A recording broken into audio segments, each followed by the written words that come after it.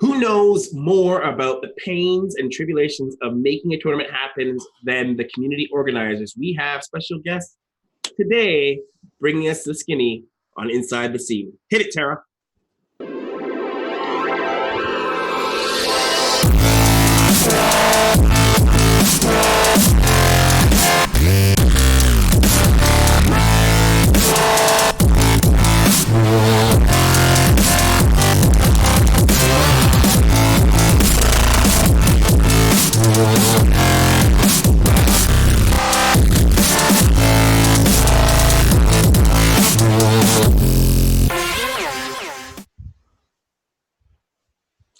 All right, guys, welcome to Inside the Scene, the show where we explore, the show about people who have passion for StarCraft and where that passion can take you. We explore behind the scenes, and I'm your host, Drekken, and as always, the indestructible Endersword. How's it going? Dave. What? You cannot be destroyed. I can't be killed. Nope. Can't be destroyed, can't be killed, can't be dissolved. All of the above. We're back here again with another fantastic week of Inside the Scene. Are you excited? You know, I wait for the debut to say no, but I'm assuming your answer is yes. Yeah, fine. Could you remember? I'm very excited. And you're like, I don't know. That's like an in control answer. And they asked WCS Montreal, they're like, "Are you excited to play the new patch?" No.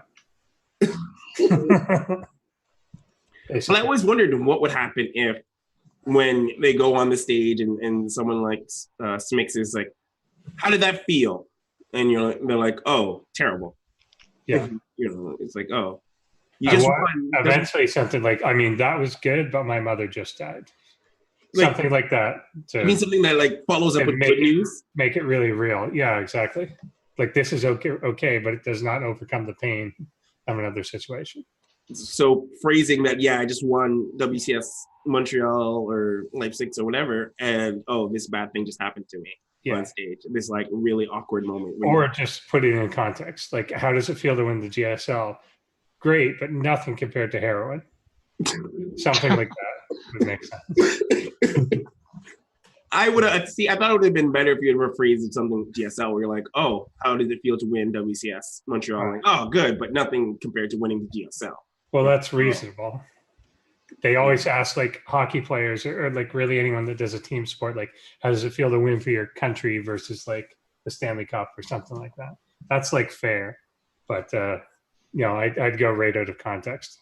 See, this is why we need to have more foreigners to like take the stage, because I feel like a Korean player winning would never say something like that, but like a foreigner, like a really weird foreigner, would be like, this was great, but not as good as smoking a bowl. I feel like Massa would say something weird. I don't. I feel like Massa wouldn't say anything like that. He would barely say anything.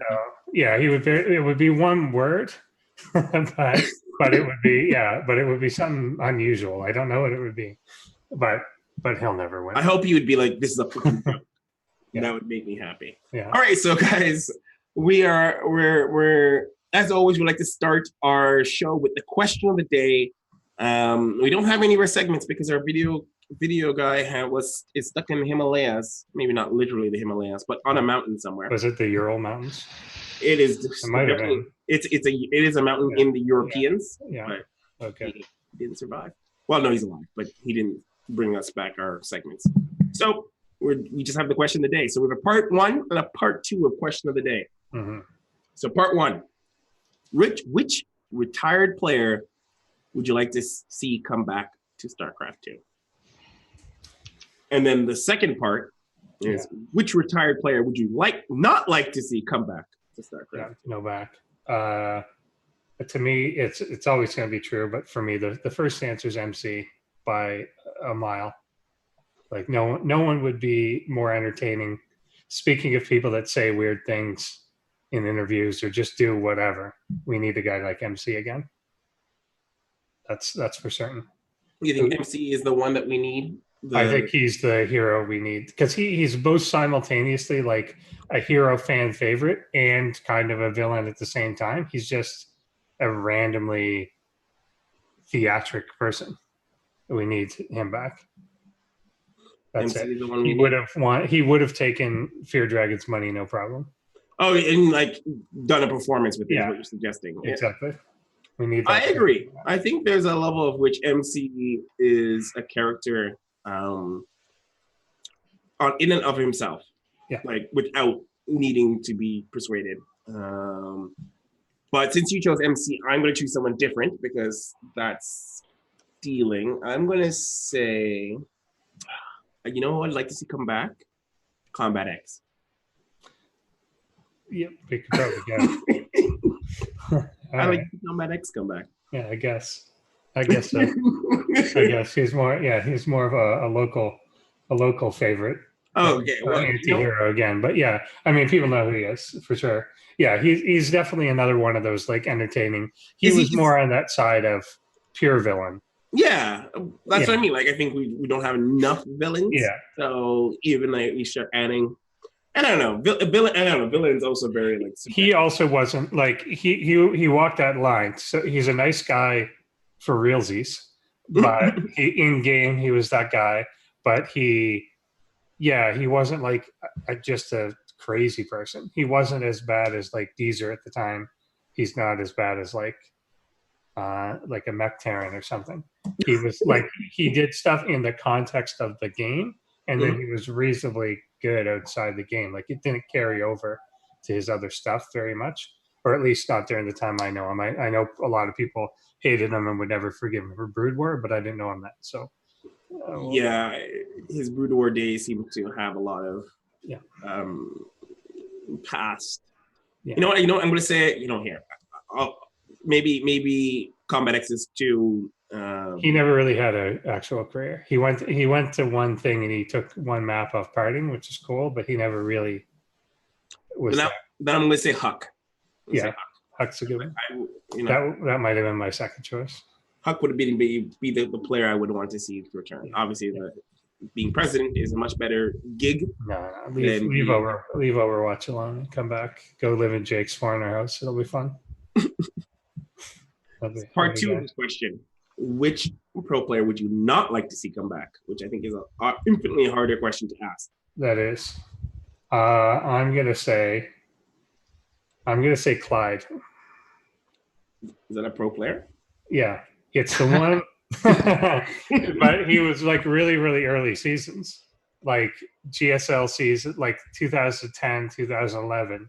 But Artosis would not shut the fuck up about this guy and how he was the best guy in the world. And so every time I believed Artosis. So every time he played, you would be ready for like the best player that's ever been born. And he would just lose and stuff. So I don't need him back. Is that just possible that it was just a bad run? Not for like 2 or 3 years. So no, I don't think so. I guess he played in GSLs up until like 2012 maybe. Mm-hmm. But yeah, I don't know. But it just Artosis like predicted him to be like the bourgeois of the world, and he just never was. So I don't need him. Is that his fault or Artosis' fault? Yeah, it's clearly Artosis' fault. Yeah, that's it. But he built it up. There's a lot of players, obviously, from like the first few seasons you don't need anymore. But I don't know, bit by bit maybe would be another good choice. Okay. These are like old school. They got to be oldish. Oldish? Yeah. I think for me, my choice would probably be QXC. Not anything like you don't want him back. No, it's not like not anything like. I thought he was nice. No, it's not. I think that the path he's currently on is much better than him as board gaming and stuff. Yeah, I think that's a much interesting path than. Well, that seems different to me. That's like not I don't want you back, but you're better where you are. That's different then. Like, I don't know. Is that cheating then? Is that cheating if I don't know, because it almost seems like you're wishing him well. It seems like this category was supposed to be someone you didn't like. Didn't like, and I did like. Okay.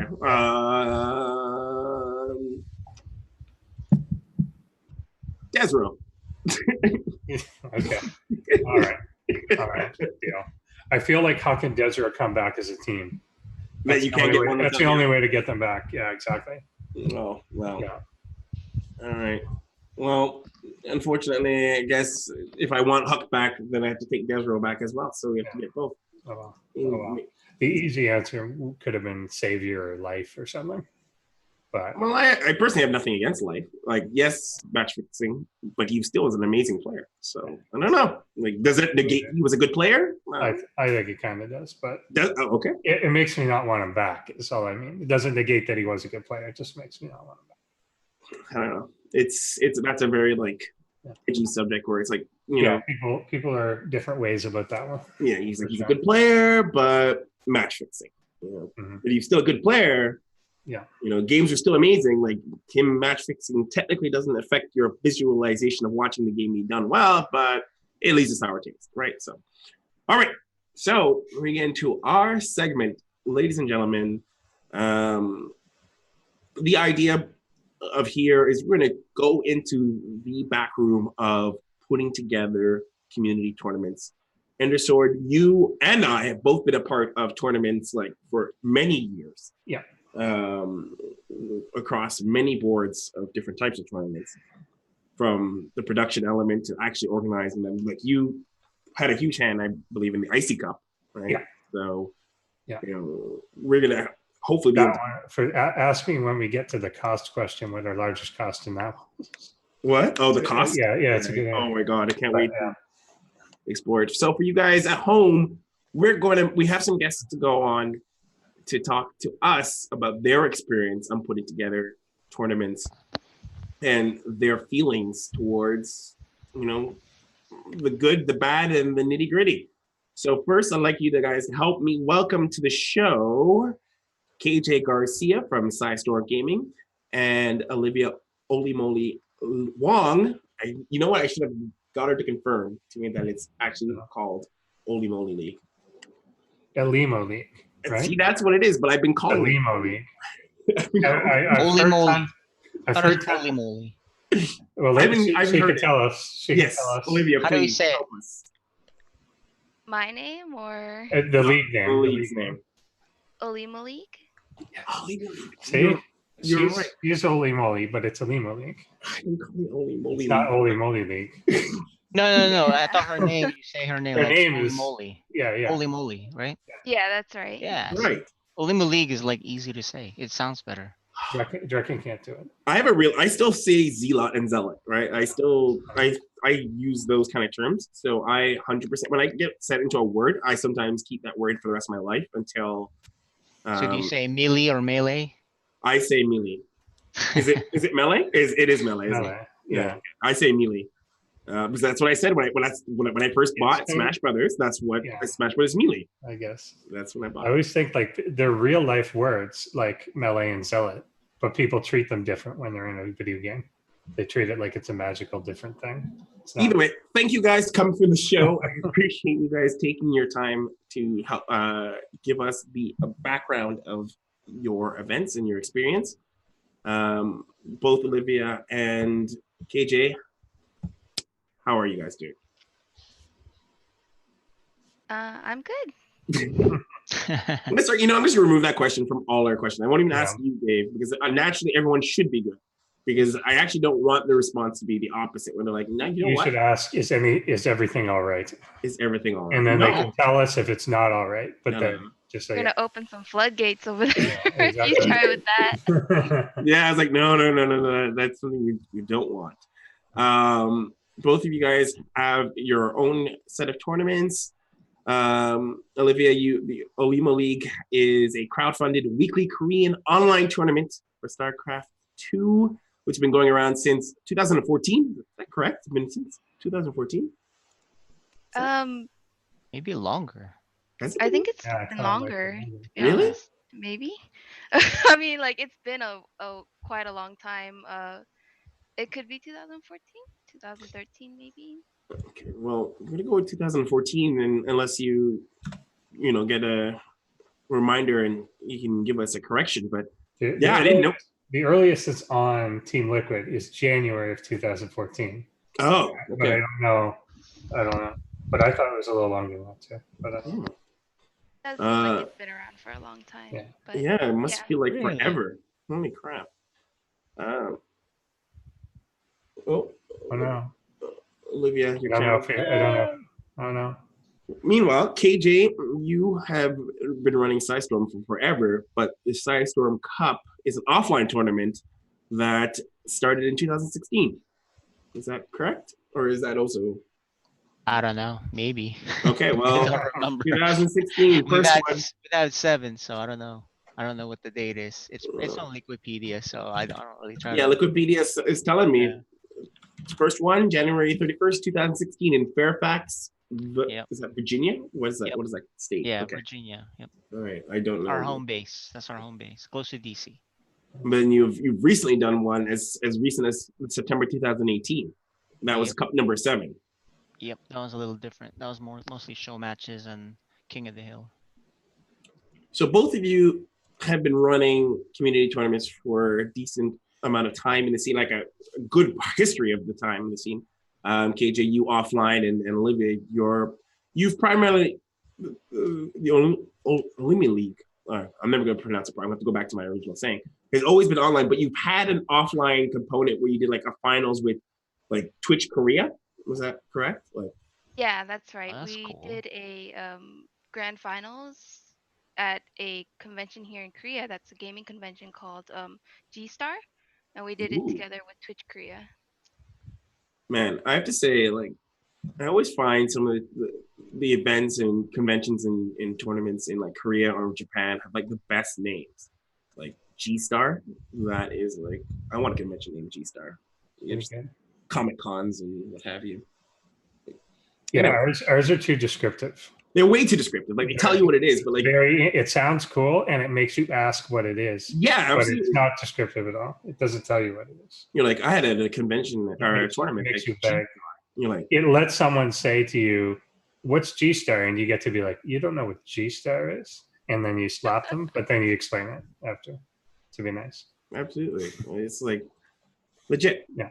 All right. So yeah, you had an offline component of that, and I'm sure there is a lot to dive into the idea of what putting together your first sort of. I presume that was like your first offline like tournament that you produced, or is there a longer history way back before that? That was the first one that Olimoleague had offline, Mm-hmm. and I think that's the only.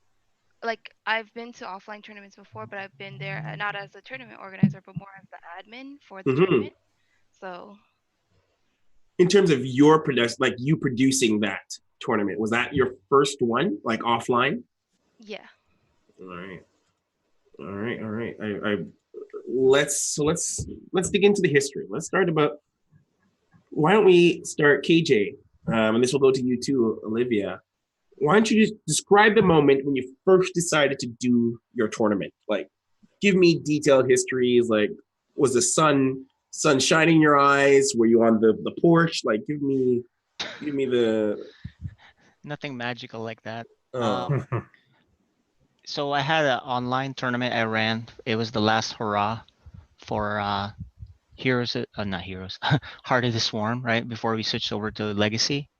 So I said, let's do one last tournament and put some money in there, and invited some people. It was an invite because it was a last minute thing, and it was a fun online thing. A lot of the guys showed up, and I said, it'd be cool is LAN, which I've thought about for a long time. I actually was talking to Mr. Bitter about how he ran Red Bull events.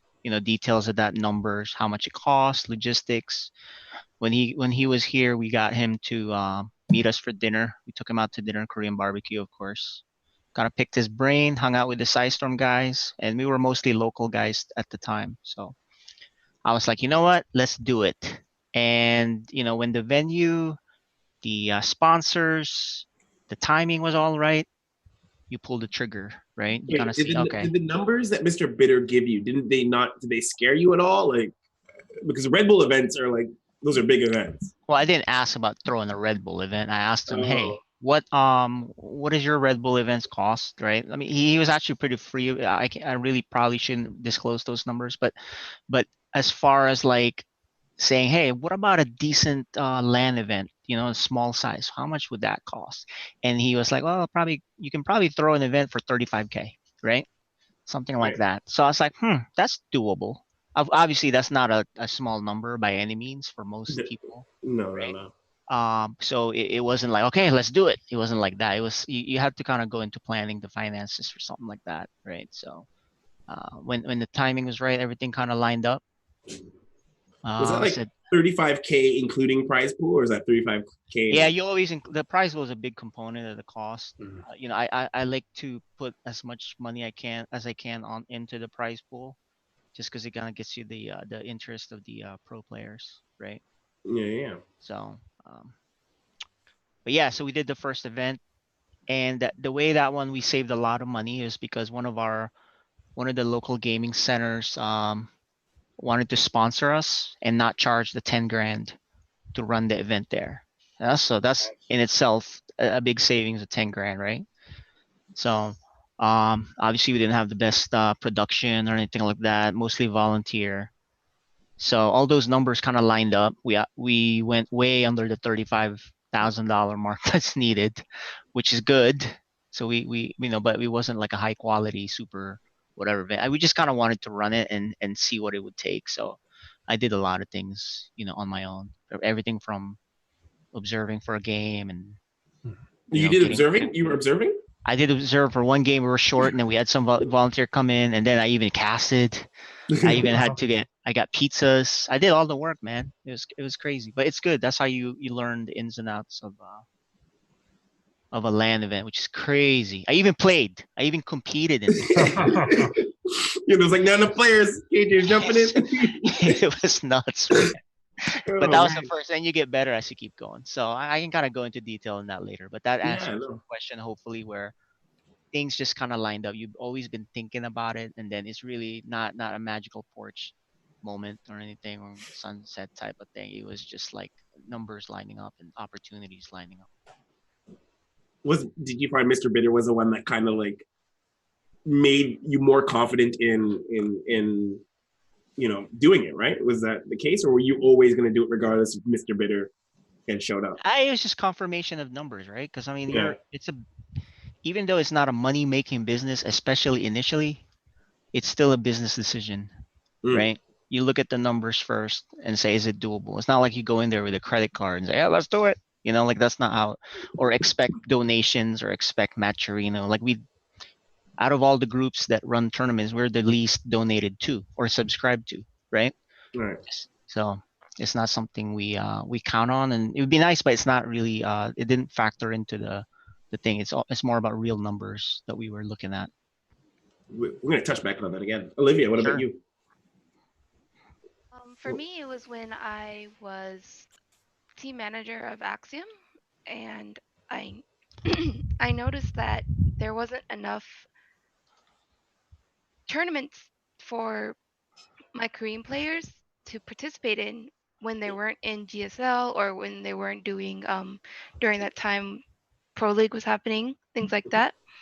So they basically had nothing to do in the downtime between qualifiers for the major tournaments. And I realized that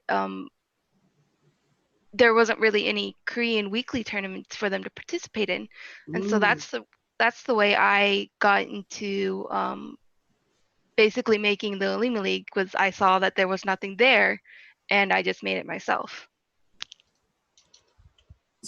So when you decided to take that upon you, was that more before you decided to do that? Was there like anybody else who was looking to put in that round, or were you like, okay, I'm going to jump into this because there's nobody else?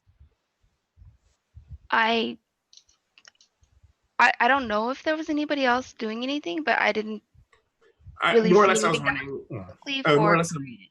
I'm more wondering if were you like confident in being able to organize a tournament, and you were like looking for like someone else to do the solution for you, or you were like, I'm the one who, like, I'm obviously going to be the one to do this, run this tournament. Because I don't know if had you run a tournament prior to the Olimoleague?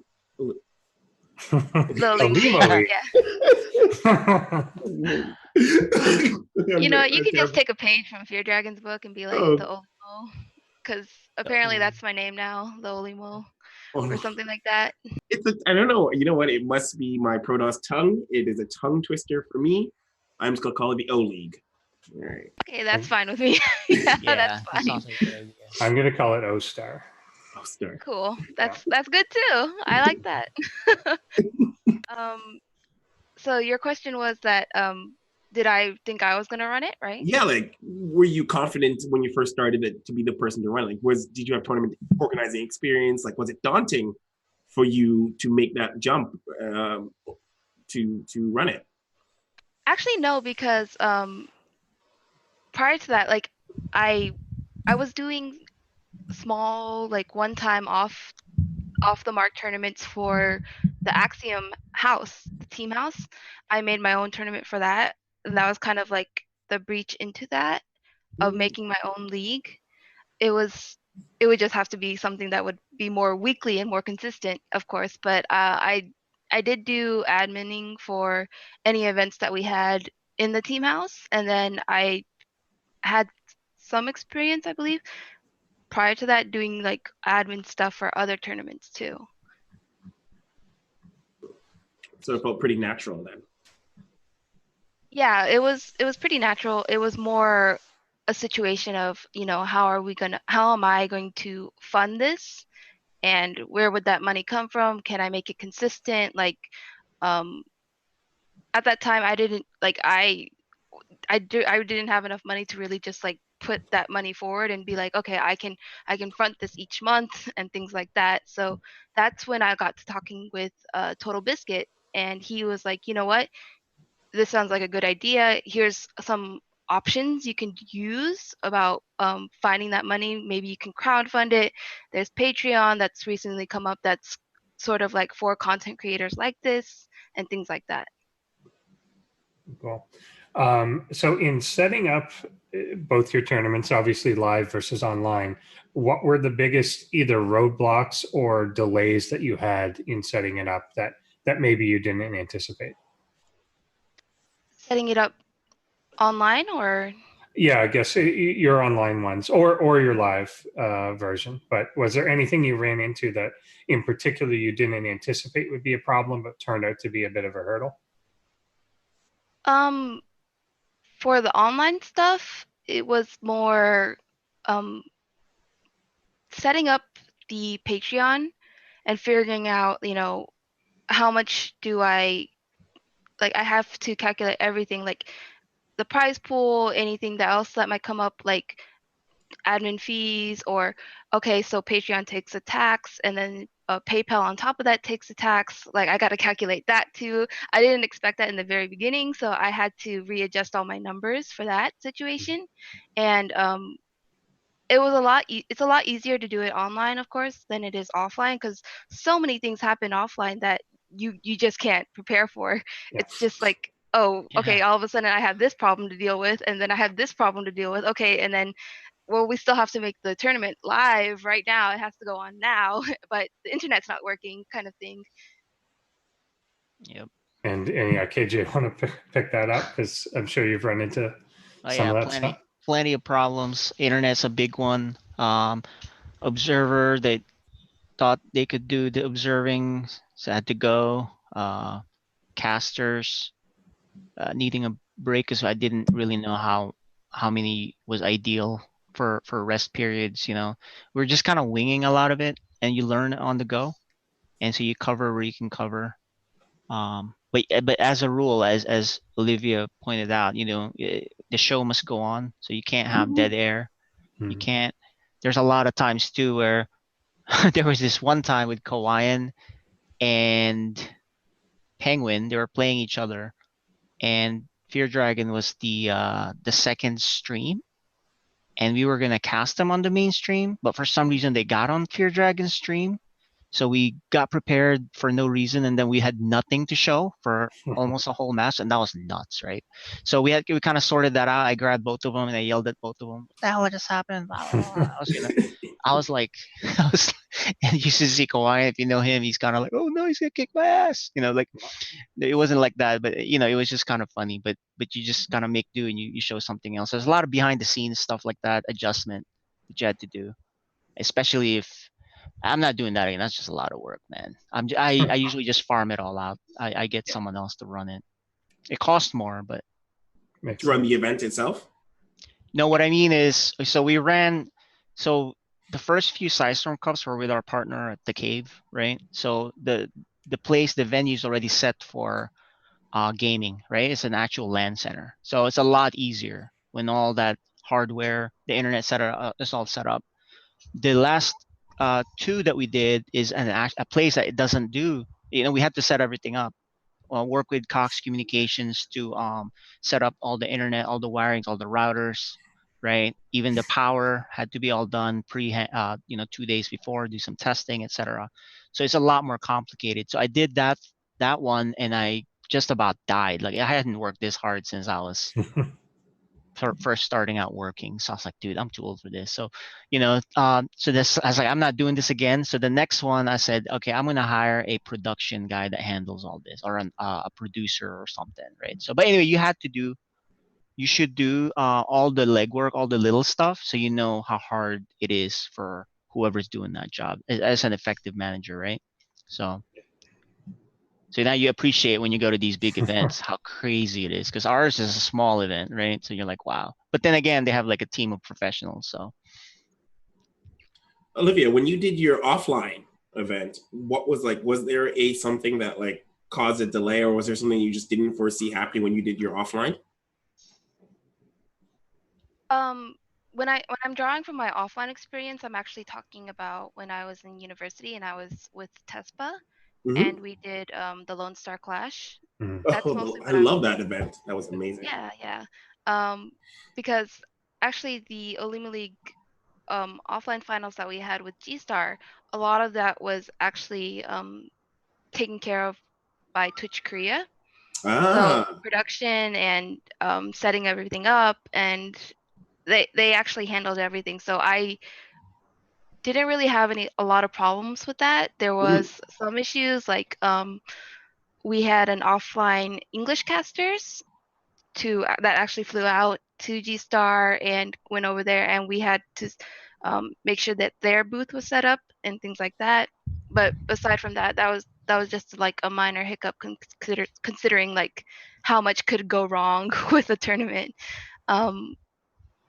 When I'm thinking about when we did Lone Star Clash 2, it was like just tons of things. Like I remember the venue wasn't actually like a gaming center. It was actually a theater that we set up as a we basically set up the stage of the theater as the platform for where the players would play. And basically we had to pause and stop the game for a bit because there were ants crawling on the desks. So it was obviously like not the greatest things like that. Oh my god, I don't think I've ever heard of like ants invading a tournament, but I think that would make quite like, were they like an electrical hazard, or is it more like players like, I don't want to play with ants crawling on my desk? Well, Who's the sissy? Who is the sissy that couldn't handle ants? Yeah, I'm just kidding. It was more like it was like trailing across their keyboard. That sounds like an excuse. No, the ants misplaced my force field. The ants were causing my loss. Okay, yeah. They were spamming a move. Yeah, the ants were. I misclicked because of the ants. The ants got me. Zerg, man. Oh my god, they're just attacking me inside and out of game. Could you imagine ants? What would you guys say is one of the hardest parts of organizing a tournament? If you were to choose a job out of the different roles that it takes to put together a tournament, which role would you say is the hardest? KJ, we'll start with you.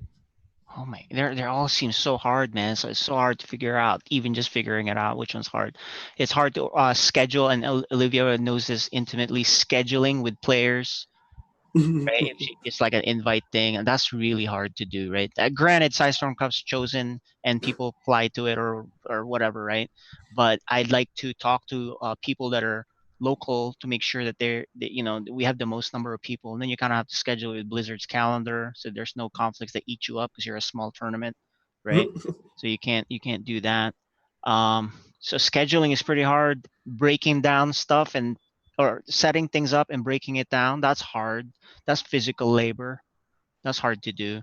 You see, and then coordinating with volunteers that are supposedly volunteers that are like young kids. You kind of have to show them the ropes. You know how kids are. They were like, I did it, that kind of thing. So I think when in my day job, I manage managers, right? So you learn to delegate. So you really can't do everything. It's impossible.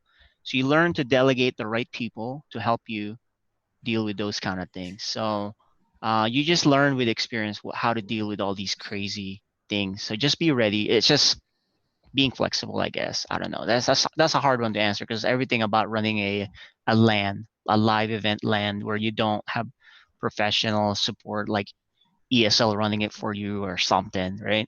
That's just really hard, and we're still learning. You've only had a few cups, right? So, Olivia. Offline, I would say it would have to be being the production. Like, you're going in there and taking whatever space the tournament, I guess, owner gives you and says, okay, I need you to make a tournament in this space. I need to have the internet up and running. I need to have a stream. I need to have these computers like all set up and they can't break down. And each player has to have their own settings on these computers and situations like that. Oh, I yeah. think that's got to be the worst, because you're basically trying to run the show and make it look like everything's fine here. Don't worry about it. This is going great, and well, everybody in behind the scene is basically like, okay, this is broke down. We got to switch this, and okay, well, the scene isn't switching this way like how I wanted to, or something like that. And then you have the casters having to be like, everything's cool here, everything's good. Well, there's people screaming in their ears saying, you have to delay it 5 seconds or something like that. I definitely have to. I'm going to echo your sentiments. 5 seconds not bad. I think production is the hardest part, especially when I say the thing I hate most about production is when something breaks and no one knows why it broke. Which is always the sound. Yeah. It's always the sound. The audio's out. The audio. It's always the fucking audio. Like I feel the NA sound guy always strikes. Yeah. I fucking don't know. I feel like everything else we have is from 2018 and audio is still from 1960. I don't know what it is, man. It's just cables that aren't compatible with anything, soundboard, like everything seems old-fashioned with audio, and I never know how it works. I don't know what it is, but like whenever, especially when it comes to live events, even online events, I find that production is the biggest pain because sometimes when something's broken, you don't know why it's broken. No one knows why it's broken. You're like, I only hear some sound coming out of my left ear. You're like, that doesn't make sense. Everything's plugged in. I'm looking at it right now. The cables are all plugged in. You should have sound. But the caster's like, I don't have sound. I don't have any sound. You don't ever want to read Twitch chat too. They're like, what's wrong with you guys? Can't you do this right? This is some terrible this. I'm fucking like, scrubs don't want to run tournaments. I'm like, we're a bunch of volunteers, bro. We're doing this with no pay, bro. We're giving you a show. Right? So they're all like yelling at you and stuff. That's why so Joe Lagodice, he runs Cheese Adelphia. Liquidus? Is it? I don't know what his name. Something wrong? I think his name is Joe Olimoleague. Yeah, so Joe, I hired him for the last PSISTORM Cup. I was like, this guy knows what he's doing. I can't handle this for this one. It's gonna be nuts. And then what I did is I hired production and offshore, had the Gauntlet guys do that to coordinate with the local production for videos, screen, live interviews and walkarounds and all that. So it was trying to minimize all these factors that could go wrong. You outsource it. Of course, it costs a lot more money and a lot more, I guess some coordination and things like that. But it worked out better that way to me. But you can't keep throwing money at a problem, right? So sometimes, even when I'll be dealing with outside production. It'll be something like, well, the screen. You'll be watching the stream like, oh, the stream doesn't have game sound. Like, and they'll just be like, oh, well, we don't know why, because we set up the game sound. You're like, but there's no game sound. Oh, well, nothing can be done. You're like, oh my god. It's always audio. Always audio. It's my bane of live events. It's audio. I don't know why. I almost went into a tangent. Yeah, it is It's legit. a relevant tangent. Oh man, audio sometimes it just grinds my gears. Just audio is just Yeah. the pain of. The other thing is, and I wonder if you guys have kind of did anything live. There's always something you need to go get. Like there's always, Dude, so yeah. there's always How many something. times I drove to Best Buy, Oh my god! buy some equipment, Yeah. and like me and Tempo drove to Best Buy several times. Went to another place to look for like another electronic store because we couldn't find the right switch. I got all these texts like, oh, I need this, or this one's not working. Yeah. This camera, the HDMI dies after a long signal. All kinds of stuff. So you just end up like handing your credit card, just buy it, like go. Yeah. You know, it's insane, man. Absolutely. Yeah. Before at WCS, I had to go find 18 new monitors because they had installed, this is one in Toronto, and they had brought in these really nice, I forget if they were 27 or 29-inch monitors that they expected the players to play on. Immediately took one look at them, and they're like, yeah, we're not playing on that. Go get us a 24-inch monitor. And so we had to find, they didn't want to buy them. We found internet cafes around that were willing to lend enough monitors, enough for free, but rent or whatever, but lend for the day or for the weekend enough monitors to do it. But we had to go to like 3 different sites and pick up these monitors and then bring them all back. But it's always going out to fetch something.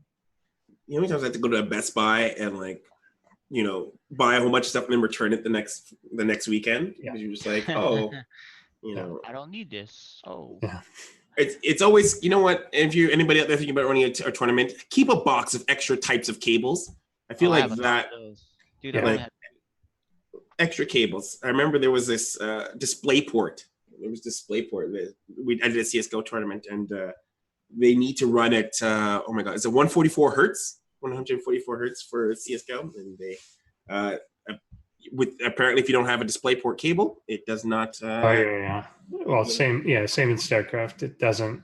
Read. Yeah, you can't. It can be DVI or DisplayPort, but not HDMI, right? Yes, I think not HDMI. Yeah, which is weird because DVI is the old one. But you know the cool thing about StarCraft tournaments, though, even especially LAN, the people that show up there, either the pros, semi-pros, the regular casual players, they're all pretty damn cool, right? Oh yeah. They adjust to your delays, you know. They accommodate you. They hang out. They're not prima donnas by any means, and it's not like you'll get this guy that's acting like a jerk, right, or anything. You don't get the Naniwa type situation there. You'll just kick his ass, you know. So you're right there in front of his face. So it's like people are a lot nicer in person, especially the people that are StarCraft people towards each other. To be honest, like they're really pretty cool. Yeah. Although he was missing, I forget what happened to it, but he lost his left-handed mouse, and he needed to so he plays with a different setup. It's a left-handed mouse instead of a right-handed. In what was that? Set that in the settings. Yeah, and I don't know. He needed to get a new one, basically. Like no, it's like physically shaped different, so it curves the different way. Oh. Yeah. Oh, okay. So that it literally curves, and he had some specific brand and he couldn't find one. And then people were like scouring the city looking for someone that had that brand in time for a tournament or something. Yeah. But even then, like you said, in person, he wasn't that cranky about it. Yeah. Most people are really cool in person. So that's a good thing about it. Yeah. They're just toxic online, right? Yeah. Yeah, exactly. So, Olivia, I want to know, is there ever a time where you had a player either no show or delay? It's like, is there ever a good story behind a player that did not show up for a match or took a long time before a match to show up? I've had that experience admitting other tournaments, but for the Olimoleague, we're basically as you said, like it's been here since 2014, right? So we've pretty much been established, like, the Olimoleague is always going to happen on Tuesday nights. And, if you're not there, then you're not there. If you don't show up, you don't show up kind of thing. So I've don't really remember that happening a lot as of recent, but when we were first starting out as a brand new tournament, people didn't really know what the Olimoleague was, or like that it was even going on. It was a situation where, yeah, we would have like the finals go on, right? And then it would be like, well, where's this player? They're not online anymore. They didn't realize, oh hey, or maybe they didn't even realize, oh hey, this is a best of 5, or this is a best of 7. And then after 2 games, they're like, all right, I'm out, bye. And then you can't find them, and you're like, well, okay, I guess we're done. Thanks for coming, everybody. It's not the greatest. But after doing it for so long, the Olimoleague kind of basically, it's kind of set as a tournament that happens weekly. It happens at this time. If you're not there, then you're not there. And the longer you go on, the more strict you can be about that situation, because you're not pressed to like keep every player. Yeah. Like if they don't show up, then it's not my problem. Like you didn't show up on time, then that's not my problem. You have to be here at this certain time, or else it's done. And that's also from your days of being an admin, so you know how to like lay that law with players. And feel free, obviously, to reach out of your experience past the O League and like pull from other tournaments and experiences, because Lord knows that all tournaments have this at least once in their history, a player either going missing or AFK or whatever have you. So please, if you have a good story from a player going missing, feel free to use those ones too.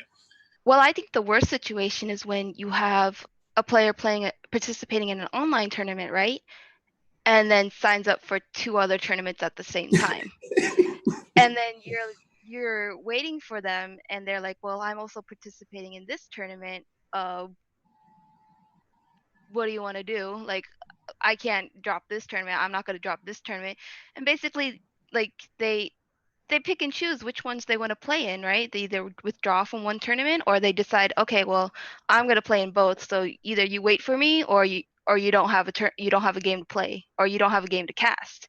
And it's a very frustrating situation, because you're basically stalling 2 productions, whatever tournament they're participating in and your tournament, And in that situation, it's like you're meeting up with other tournament organizers that have these same players, and you're like, well, who gets to cast first?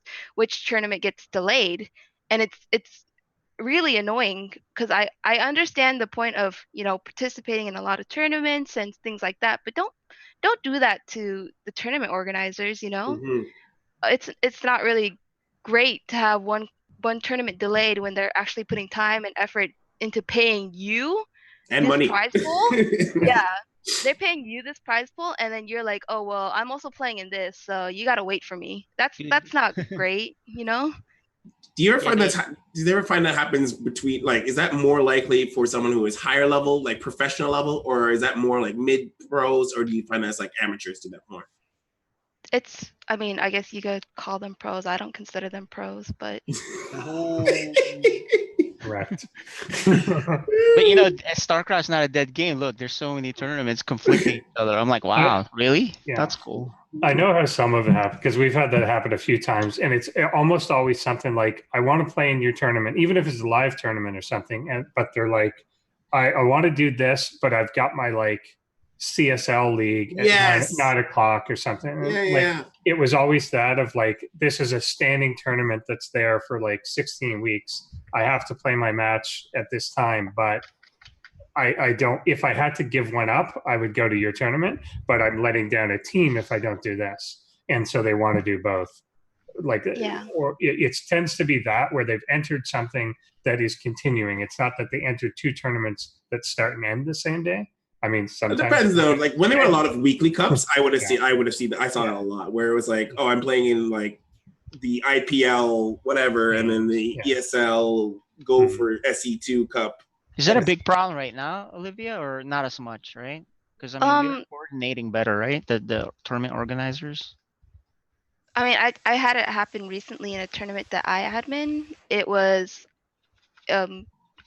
players that were participating in 2 different tournaments, or there are players that it's a tournament that the organizer actually well in advance checks everybody's schedule and makes sure that everyone's okay to play in this date. Like it's very accommodating to players, and they kind of take that accommodation and then just shit all over it, but basically saying, oh well, I guess I can't actually show up this time. I'm gonna withdraw.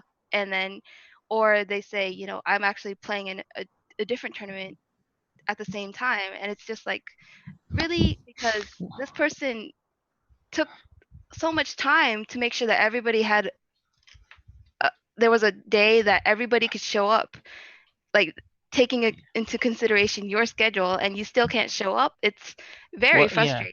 Whatever happened to that like tournament jail thing where they put Oh yes, keep screwing up? I think it's time to bring that back then, right? I remember tournament jail. I think that was just a few tournament organizers, and I don't really think that it was accumulated to anything. No, Fear Dragon and Rifkin or something, I think. Yeah, that was like a 2015, 2014. Yeah, it was Kane was still playing back then because he made like a FUCT type of clans I remember to be funny about it. What did he make? Oh yeah. I don't know. FUCT, like Foreigners Unite something. It was against something like that. tournament. Yeah. I don't know something. Yeah. How did I miss that? Yeah. You missed that? How did I miss that? I saw the tournament jail. I remember the jail. Yeah. There was a Team Liquid thread about it, and it was like this big thing, but I didn't see the response to that. The Foreigners United. Yeah, I suppose that's a problem that's unique to online tournaments because offline ones, they're there, right? So I don't know. I've had an offline where they just disappear. No. What did they do? That's happened. Okay, so I've had it where players have slept in. So slept in is especially a big problem, especially if they go drinking the night before. The other one is that they have a CSL, like you said, CSL or TESPA. They want to do both, so they want to like play their match and then they want to play TESPA from the venue. Yeah, that's happened. And then what's the other one? Or they've gone for food. So gone for food is the hardest. Food thing happens a lot, yeah. Going for food is like the roughest one because most of the times players are out of town, so you can't call them. So there's no way to like figure out where they are. You're like messaging. That's the next level. That's the next level of budget, right? Where you have food service for all the players, so they don't have to go anywhere. Yeah. So that's the next level of budget I'm hoping to get to. Because at one point you're like you plan your tournament around a place where there's food like locally, right? So you don't have the money to like cater to everybody. Yeah, so exactly. You put your venue close to something that McDonald's or Tim Hortons if you're in Canada, whatever. Yep. But sometimes players disappear, and you're like, oh, where's so and so? He has to be on stream in 5 minutes or 10 minutes. And like, everyone's like, I don't know. And then you're checking people's Skype or Discords, and you're like, hey, where are you? Where are you? And they're like, oh, I'm just eating. Like, what? I need to eat. You forget sometimes though. Some of these guys, even though they're pros, are not really professional. They're still kids, right? Yeah. So you're still kind of like a parent to them sometimes. I'm like, dude, come on, man. So yeah, it happens. I feel too. People have gotten better at this. Like I haven't seen this at all lately. They're getting older, right? they're older. But also, like remember in like anything live in like 2011, 12, something, you would have guys that like they're waiting for a match to resolve to play their next match or whatever, and so they would hop in a ladder game. And then when that match was ready, they refused to leave the ladder game to go play their tournament match. Like. They would just sit. Yeah, you're nodding your head. They're doing that to amuse themselves while they're waiting, but they won't just all in or leave the game. They insist on playing the game. Have you had that happen? Yeah, I've had that happen where they have downtime, and so they're like, okay, well, I'm gonna go ladder while I'm waiting, and then you message them and like, oh wait, well it's ready now, and they're like, cool, well let me just finish this. And I'm like, all right, great. So how long will that be? And they're like, I don't know.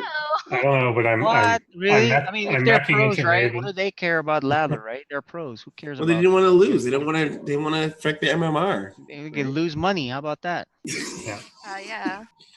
It's a very strange situation where they're like, well, I really got to win this ladder game, but I guess I can lose this money instead. It's like, is it worth it? I don't know. So okay, so we don't go too far off. I want to make sure we get through some of our good heavy hitting questions. Yeah, like was there ever a time you questioned whether or not you should continue running an event? Isn't that like every event? Yeah. KJ, It's you a want lot of work, man. That's a lot. Events are a lot of work. You don't get out. I'm not saying I'm asking for appreciation or anything, right? Yeah. And I'm just saying like it's a lot of work. You get a lot of grief. There's very little reward. It's not financially good for you, but you get the satisfaction sometimes where the event ran well, the stream was great, and you look at the VOD, I'm like, this was really good. So it's really funny. Something so financially insignificant at the end because you're at a negative, right? It's still kind of like, okay, I'll do another one. It's just nuts, right? So but yeah, every time you do an event, you kind of question like, why am I doing this? It's kind of like doing ladder, you're playing ladder, like, why am I subjecting myself to ladder? This is so it's always like that. Is there any particular SciStorm that cup that made you feel that way? Like The where you were last like, one, StarCraft 6 was so much work.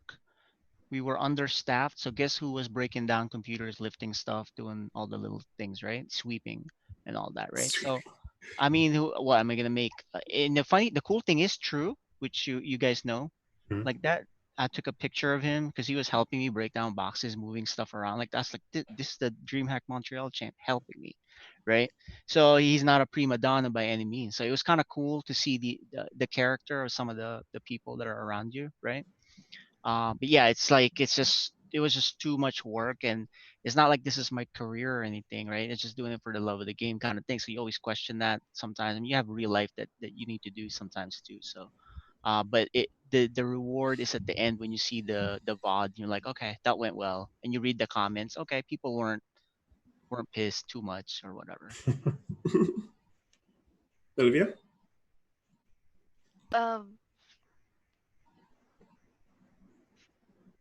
Could you say the question again? Sorry. Yeah, for sure. Mhm. Was there ever an event that made you, question whether or not, or a tournament that specifically made you question if you wanted to do it again? Oh yeah, around the time that I did the Olimoleague grand finals at G Star, that was a situation where there was just a lot of I don't, it's hard to say, like it was a lot of grief over things that really shouldn't have been situations that came up. It was like, okay, I have to basically remind people, okay, this is my tournament, this is not your tournament. It's it's not cool that you did these things, or it's not, you can't ask for this from a third party that is not related to the Olimoleague, that is just presenting or producing this grand tournament. You can't ask for that situation. It was a situation where I was like, well, do I really want to do this anymore? Like, and as Carl said, like it's not like we do this thing because we make a lot of money or anything like that. And like for him, it's for the love of the game. But this thing is actually my full-time job. It's all tournament organizing, it's all adminning. And at that point it was just like, I could be doing a lot of other stuff right now instead of dealing with stuff like this. Is it really worth it? Is it something that I want to keep doing? And it's hard, it's sometimes just really hard to say, yeah, you know what, it's worth the time and investment to keep doing this, even though you enjoy the game so much. Was a lot of the trouble going on during that live one? Was that more problems between you and partners? Was that between more you and players? Was that you and staff? Like, you don't have to be specific, but I'm curious to know, where was the tension? I would suppose me and staff. Yeah. Staffing can be a pain. in some regard, especially if it's like not long-term staff. If you were just Especially if you didn't hire them, right? The dynamics are different too. like if you mean like if you hire them for specifically that event, or versus like I having don't them. know. For Olivia's case, it's different, right? She was working with third parties, and it's a big coordination effort. Me, it's me and my staff, right? Yeah. So it's not like something Whenever special. whenever you have to work with the staff of a venue, Over that's somebody really else. hard. Yeah. That's really hard. Like they're just like, this is how it works. This is how we do things. Sometimes they're even like union or something. I was gonna say, whatever you do, Oh, I see. Yeah, it's union brutal. staff will kill you. Yeah. My God, I'm threw myself off a cliff. Yeah, I'll give you a little insight. When on PSISTORM Cup, we did work with third party staff, right? They work for the county, they work for Cox Communications, or they work for the electrical. I think it's Dominion Power, and then you have sheriff's office and police and all that. So that's all third party staff, the festival staff. But what we did, because that's so complicated, we had a long planning session, knowing everybody's responsibilities, their boundaries, all these rules. So I was lucky to have. So we just added a new person that's not on Twitter, not on Facebook as much, or visible, but his name's Steven. So he runs a lot of more professional events. So I added him on our staff to be the head of operations, logistics, and sponsorship, right? So because he's a pro, he handled all those um, agreements. So then there wouldn't be these odd surprises towards the end, right? So we all kind of knew how to work. So we were lucky in that sense. Olivia had to deal with that crap, right? Like for me, luckily I didn't have to deal with that part. But then again, the staff that we were dealing with were professional adult people, right? That weren't really like, I don't know, short term, I don't want to be here staff, right? Yeah, Well, for me, that's something. oh, sorry. No, go ahead. For me, it wasn't the third party so much. It was more like people that I've been working with for a long time, and it was just like Wow. the transitioning from online to offline. It's like when you move something and you try to make it bigger and more grandiose, it's it's hard to like know where people's uh, sense of ideas come from and where they believe what they're entitled to, kind of situations. What? Really? I think it's hard because you're kind of not being general about it. It's hard to be specific. You don't want to call them out either, right? Yeah. So it's like it's hard to explain that, I guess, without anything specific. Is that more closer to money, like money, or is that more entitlement? Entitlement. Right, that's curious. I find volunteers can be rough too, because they want to participate as a volunteer because they love the game and all the stuff, but they don't want to do. They don't expect to work that hard. Yeah, they don't want to do anything. Like, dude. They want to like play. They want to play work, but they don't want to do it the whole. Like, especially if it's something they have to do the whole time. Like I had to learn early on. You've got to rotate people, because if you set, like, if you set someone and you're like, you're going to be up front selling like tickets and checking passes. Well, they don't want to do that for 8 hours because the event's back there. Same with like a merch desk or something.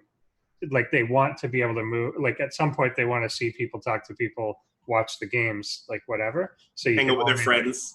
Yeah, exactly. So they kind of want to do stuff, but they're not going to sit there and miss the event to do it, basically. Nope. They most likely sometimes they will disappear. They'll like abandon the post. Yeah. I've had that a couple of times where you got to get multiples, lots of them, man. Yeah, you do to rotate them. Yeah. I've had it a couple of times where they have abandoned the front desk post. And you're like, oh, weren't you checking for tickets to make sure people get into the event? And they're like, oh yeah, my boyfriend came by or a girlfriend came by, and I'm gonna do that now. You're like, oh, but you didn't tell me. Like, oh, okay. Oh well. What are you gonna do? You know. You go, oh, okay. Right. And so that's especially when it's events that bring professionals out, like professional players out, and you have all sorts of people who are like, hey, totally love to volunteer for your event. You're like, really? What can you do? Well, nothing, but you find me a place. Like, oh, okay. Well, Yeah, you get this weird mix too of like these people are paid and these people just are here. But yeah, the expectations are definitely different. Absolutely. Why don't you hit us with one, Dave? Okay. So I'm going to ask this with the addition. So aside from the prize pool, obviously, and I'd say also aside from the venue, because that's a big cost, what is the biggest cost that you've found in running things?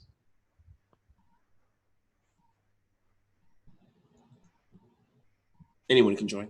Either. Let's get the I'm online waiting for or Olivia offline. to start Yeah. first. Yeah, especially for the online stuff. What's the biggest cost that you've found other than the prize pool itself?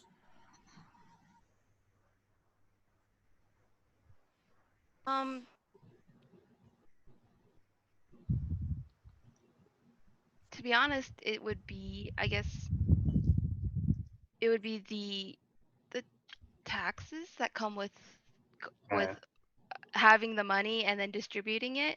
Like, so if you're running a tournament and you're even if the prize money is crowdfunded, you know, you're still gathering that money and you're still paying taxes on it. So I'm actually not making any money off of running these tournaments because I still have like I get all this money and then I distribute it out to the players and then I'm still being taxed for it because I was holding it, you know, and it's It's that still considered situation. income. Wow. Yeah. Oh, let's go. I didn't even consider that. Uh-oh. Hope the Canadian Revenue Services. Yeah, I don't know what the rules there are. But yeah, rules are different in different places. Have you ever have you set it up as a business, Olivia? Yeah, you're LLC or I'm not an LLC, no. that'll help you. Yeah, Are you in the you're from US though, right? Yeah, I She's am. in Korea. And you're no, I know, but are you still US and you're paying US taxes or are you doing Korea? Yeah, I am. Yeah, see, Oh. Yeah. so Set I'm it up in Delaware. yeah, that's what we did. We had ours in Virginia and then we moved to Delaware for better taxes and we're an LLC, so then you do the expenses. But it's still, you know, even if you do all these clever tax things, it's not like you're gonna be like making a lot of money either still, right? It like at least for my case it's always negative. Um and coordinating the finances, that's a pain in the butt, as Olivia mentioned. Maybe we should do a SciStorm Cup together with your Olimoleague. We'll take care of the finance side. You focus on the players being happy, right? We should do something cool in Korea or something. If only, because then we have the situation of the venue and then all that stuff. Oh Oof. yeah, SciStorm Cup Korea with Olimoleague. That would be kind of cool. That would be really cool. That would be cool. Like a crossover event. Let's do it, and then Draken can cast one game. Yeah, I'll What? cast a single game. No, he doesn't want to hang out there to cast, right? He wants to like I want to socialize. hang out with people. I want to go to Korea. Does he want to work? No, I don't think so. No, absolutely not. No, I want to go like eat Korean food. That's what I'm there for. That's right. Sorry, so I kind of got off tangent there. No, that's fine. That's fine. It's all good. This is all just controlled chaos. It's fine. Oh, what was the question? But yeah, the question was, so aside from the venue and the prize pool, the cost, yeah. Yeah, right. what was the heaviest thing for you? Yeah, sure.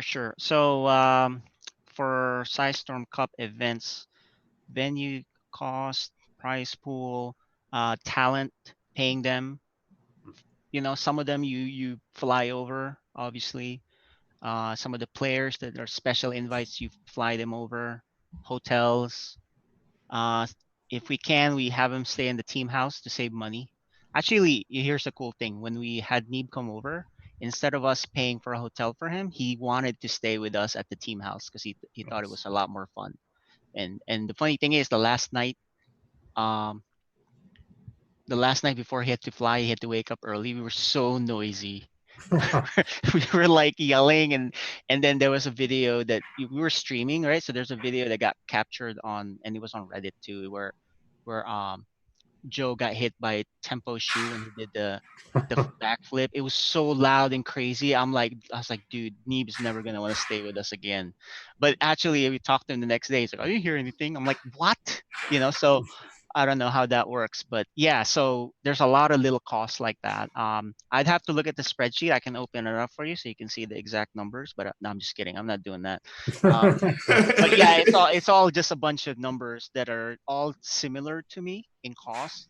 So it would be very minor the difference, but they all add up. It really just depends on the number of talent, casters, etc. I would definitely hit on accommodations, like hospitality would probably be too. I would have to Oh peg would yeah, be the food stuff too. like Equipment that's missing that you need. Yeah.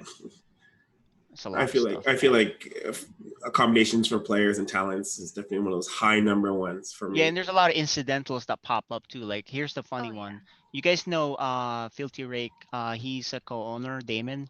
Yep. One time after the night before the PSISTORM Cup, he was kind of funny because he was like, "All right, guys, we're gonna go out to Morton's for steak," and he invited some people, and then the party just grew, and I was like, "Dude, are you sure?" He's like, "Yeah, let's invite everybody," and we had like 20, 30 people for this steak dinner. That's really expensive steak dinner, and he just kind of treated everybody. And I'm like, Damon, that's not going on our books. That's on your credit card.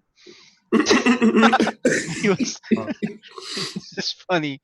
But there's a lot of incidentals that pop up here or there. Yeah, that's I'd put that as an incidental too, like random steak dinners. Like you explain it to the accountant. Yeah, that's really smart. It's all good.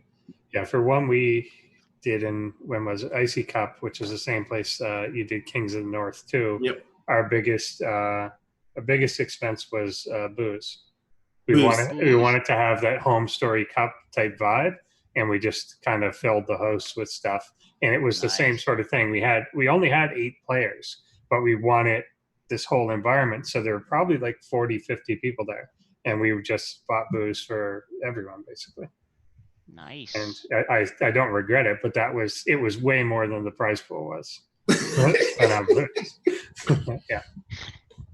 But we didn't, we took we crowdfunded for that one. So 100% of the crowdfunded money went to the prize pool directly, and everything else was just covered by. I was gonna say, in your crowdfunding, did you put that under like the things that the money would be used for? Yeah, we always said like that's just for booze, and we had other money just for the prize pool, and we had other money for like actual equipment and stuff. Luckily, we didn't have to pay for a venue because it was Ken's house.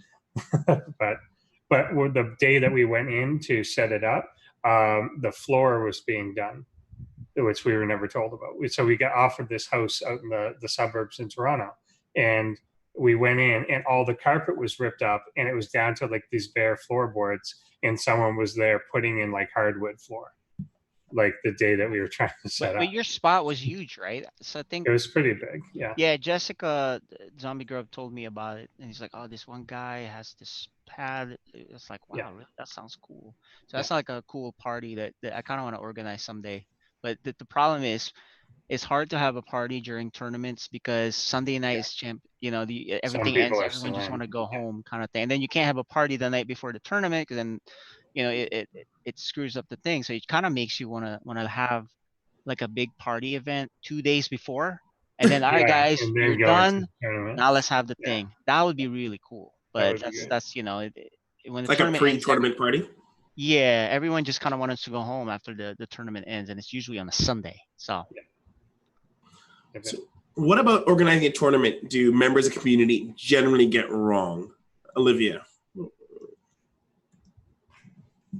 What did they get wrong? Yeah, what do like a misconception or something? Yeah, misconception. Like, what do people in the community think about organizing tournaments that they're usually wrong about?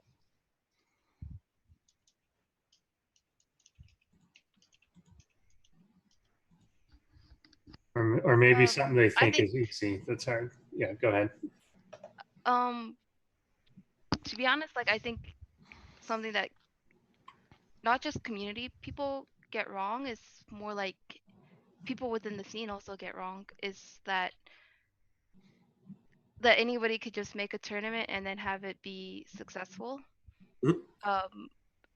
Like anybody you can make an online tournament right now. You just make the sign up page and then you post it on Team Liquid, right? And then it might not go the way that you want to, because like starting up a tournament and having it established is one of the hardest things you can do when it's first starting out, because everybody's wary about a new tournament. They're wondering, oh, is it actually going to pay out? Am I actually going to get the prize money? What kind of tournament is it? And then it's very hard to get people to initially sign up, and then once they know that you're actually going to pay out, that this is a tournament that's going to consistently happen, that's when it becomes a lot easier. But getting that awareness out there, getting people to notice the tournament, to people to basically say, oh, okay, this is that tournament. Oh, I know that tournament kind of situation. That's the hardest part, the first stepping stone kind of situation. But you're famous now, Olivia. No more problems. Yeah, and I'm Olimo. Yeah. I definitely agree that getting the tournament established is like the hardest. Yeah, AJ. paying out is funny because, like, the first StarCraft Cup, I knew money and trust was a big deal, because when we first formed the team, man, everyone was like, "You guys are scammers," blah blah blah, and I'm like, "What? I don't have time to be a scammers," So the most important thing for me was, as soon as the tournament is over, within 15 minutes, I PayPal people their prize money. Then that was done, So I was just going off 15 that little minutes. comment. Yeah, dude, I got on this. Okay, what did you win? Cool. Bam, send it. Like on your phone kind of thing. The mobile PayPal. Right away. Yeah, I did that right away, just to the big part of it too is because I'll forget, and then and then they're like, oh, he doesn't want to pay. I don't know. So that was one of the things. One thing I always have to keep in, I always remember is for organizers that are not in the United States and you have to pay out in USD is always the biggest pain. That converts though, right? In PayPal, I think they convert. It does, but does. Like it's just like compounds 3%. Yeah, 3% to do it or whatever. Yeah. Well, PayPal takes a percentage of converting, and then there's a conversion fee, and then there's the exchange rate.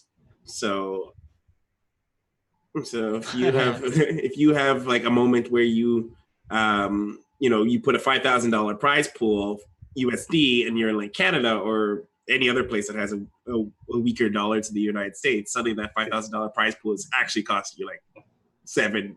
This is why I suggested for our pro bots we should have sent Ethereum or Bitcoin.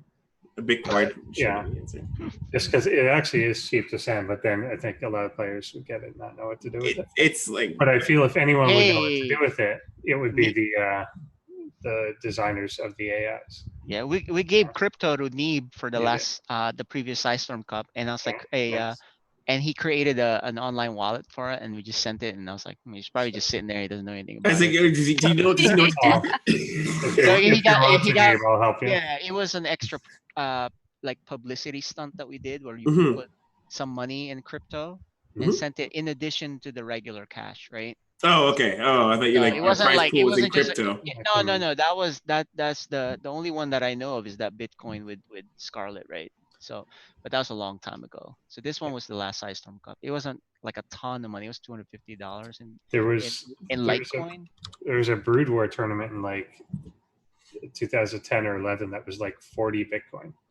No. Yeah. Oh my god. But man. That's when that was like. Wow, it was a lot of money 6 months ago. Yeah. It's still better than whatever it was in 2010, but yeah. So rich. Yeah, it's not too bad.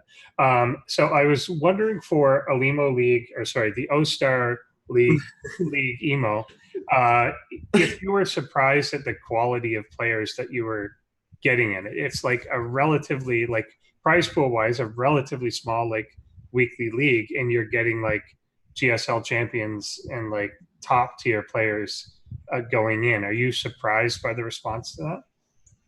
What's your secret?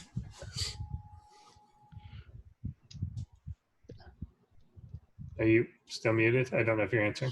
Top players are normal for her. Yeah. Oh, sorry. Yeah. My secret is that they locked WCS and they had nothing to play in. That's basically it. Okay. Yeah. So you're saying region locking works? Oh, maybe. For you. So. Yeah. That makes sense. Yeah. basically you have a need. I mean, they have a need, and you fulfilled that need by creating a tournament that no one else. Yeah.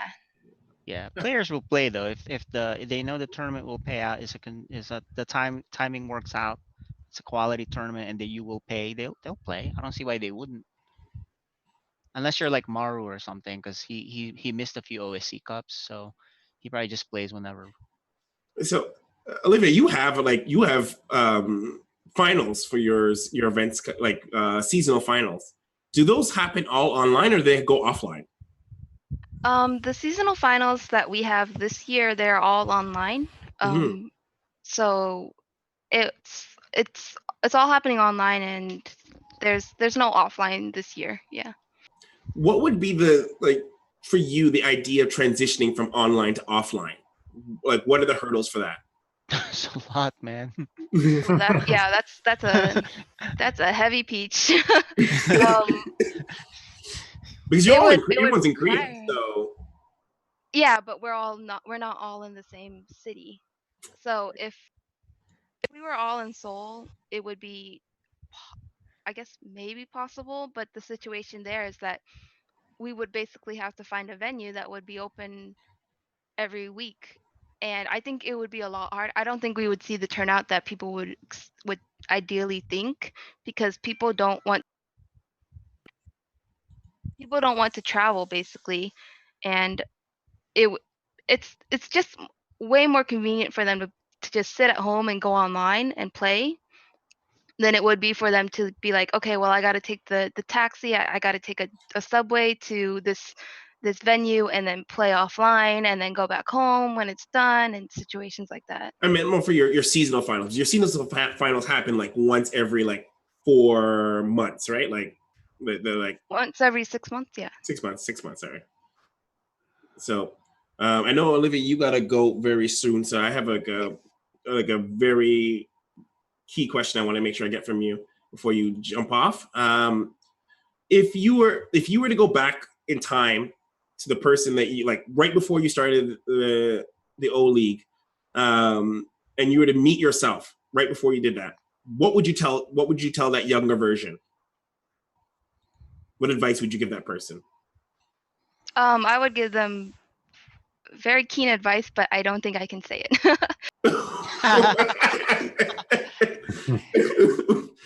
secret advice? Here's a list of players. Yeah. Don't work with them. Something like that. Yeah. Right. Okay. So, what advice could you tell them that we could also hear? I would say the first thing I would have said was that I should have switched the Patreon to monthly in the first place instead of doing it per weekly tournament. It's just a lot more transparent that way, and it just helps a lot more with people wondering, okay, do we have enough? Is the prize pool funded enough? Kind of situation. It was always very touch and go each week, because people could basically become a Patreon any time of the month, and or they could just remove their Patreon whenever, and it would be very hard for me to be like, oh, am I sure that we have enough money for this month, or can we keep this prize pool kind of situation? All right, so you would revolve your question roughly around the Patreon in that regard. Yeah, since everything for me is crowdfunded, it's a very key point that I have to make sure that there's actually enough money to keep this tournament going, kind of situation. Since it's crowdfunded, does that mean your league is it breaks even, or more so? Mostly, yeah, mostly. Hey, we did it, Reddit. No, this is. I know. I find it'd have to be at least even. Otherwise, she'd have to pick up another job. That's Yeah. As long as it's self-sustaining, I'll keep going with it. But you heard it as long as Has it been self-sustaining from the beginning, or is that like? Oh no, not at all. Oh. In the very beginning, basically I would have to put some of the prize pool in myself. Okay. When it was first starting out, kind of situation, or it would be a situation or a situation where so in the Patreon we have it where the admin fee and everything like that is already included in the monthly goals that we set up on Patreon. If we didn't meet the amount for that, then we would just take from the admin fee to put into the prize pool instead. Oh, okay. Like that. And admins were cool with that. They were like, okay. I'm the admin, so it was basically me. Okay, your paycheck is hidden in the admin. That makes it makes a lot of sense. Viewers, go support her Patreon, guys. Absolutely. So okay, how long did that take to get to that point then? Since it's been around since 2014-13, when did you hit that like break-even point? 2 years, 3 years? I want to say 2 years into it. Okay. I want to say, or something like that. That's actually that's a good healthy. Very touch and go in the very first few years, because it all depended on who was playing that month or who was playing that week, or is there a lot of tournaments happening, or is it Christmas season when everybody takes their Patreon money away and then oh my god their holidays, I totally forgot Christmas and stuff like that would affect whether or not people that's would. interesting. Yeah. I didn't even. They always say it's the season to stop giving. It wouldn't even cross my mind. You would have thought people would be more likely to give, generous, but that's the exact opposite. They have to go pay for presents, so donations and whatnot would actually diminish because they're like, oh well, I got to pay off this credit card bill, so you're the first to go. Sorry, right? Your Patreon got cut. Crap! I didn't even think about that. That's terrible.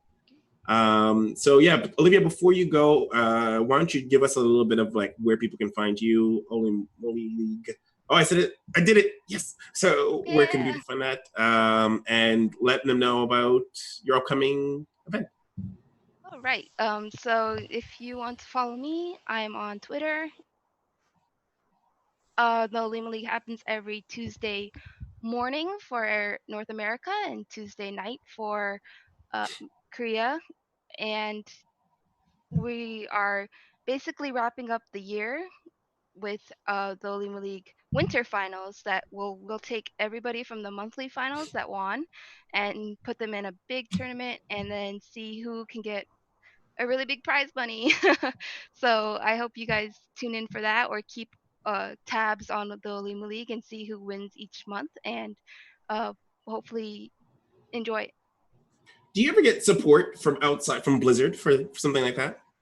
Yes, the winter tournament and the summer tournament that we had in July, it was these are funded by Blizzard Korea.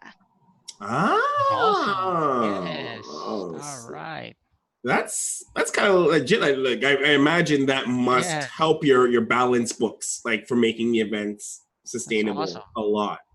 Is that recent? Is that recently? Is that recent? Did that happen very recent, or was that something that happened well along? It was recent. It just happened this year, and they were like, you know what? We want to help you this year by giving you some prize money so you can make an additional tournament. And we were like, yes, please. Sick. Oh, nice. Well deserved. Did they find you, or did you go find them? They came and found me. Oh yeah.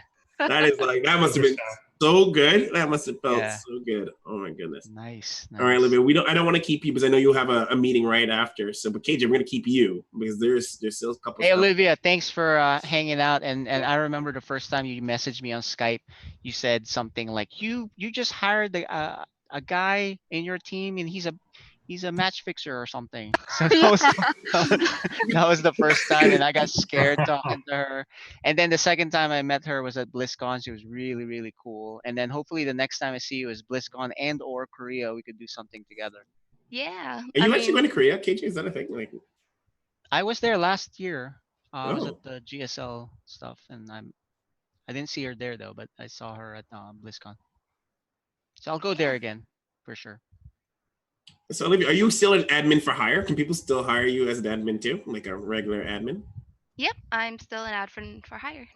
All right, keep that in mind, everyone out there, tournament organizers. If you're listening to the show, either on the YouTube or out there in the world, you need, this can be some hard stuff. You need someone like a guiding hand. Olivia is out there.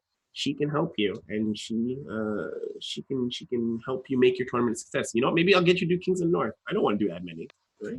I'm happy to do it. I don't know admin, right? So you know, admin for hire, Olivia. Right. Thanks for having me, Get you everybody. going. Thank you, Olivia. All right, KJ, let's Well, now that the real star of the show is gone, what do you guys want to know? we still got you, and we still got some about 15 minutes Now that left. the viewership has dropped, you can ask me some really hard questions. Yeah, we're asking the tough parts. All right. Yes. For yourself though, for an offline tournament, profitable, not profitable. Just like the last time, no. Yeah, definitely not. Yeah. Definitely We not. celebrated her breaking even. That's yeah, basically- yeah. It's yeah, exactly. It's let me if I put the numbers, I think we lost System Cup 6, we probably lost 5-6 grand, something like that. It's not too terrible. not too bad. Do you see that number decreases over time, or does it stay around the same? So all the System Cups are all different, right? So the first few were at a venue where we didn't have to pay 10 grand, the Right. venue and all that, right? And then the prize pool was a little bit smaller and all that, right? So the negative there is a lot less. Then we did the big event where we had to set everything up, it's a new venue. So it's really sponsored driven on how successful financially you are. Tickets are a joke.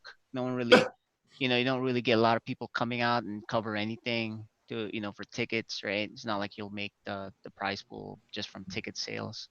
The other thing is too is when we do Sidestorm Cup events, it's not like we charge a lot of money either. We're probably one of the cheapest ones to go to ticket wise, even as a player, right? So like it's an example, and I'm not putting any other groups down or anything for their pricing. That's their pricing, right?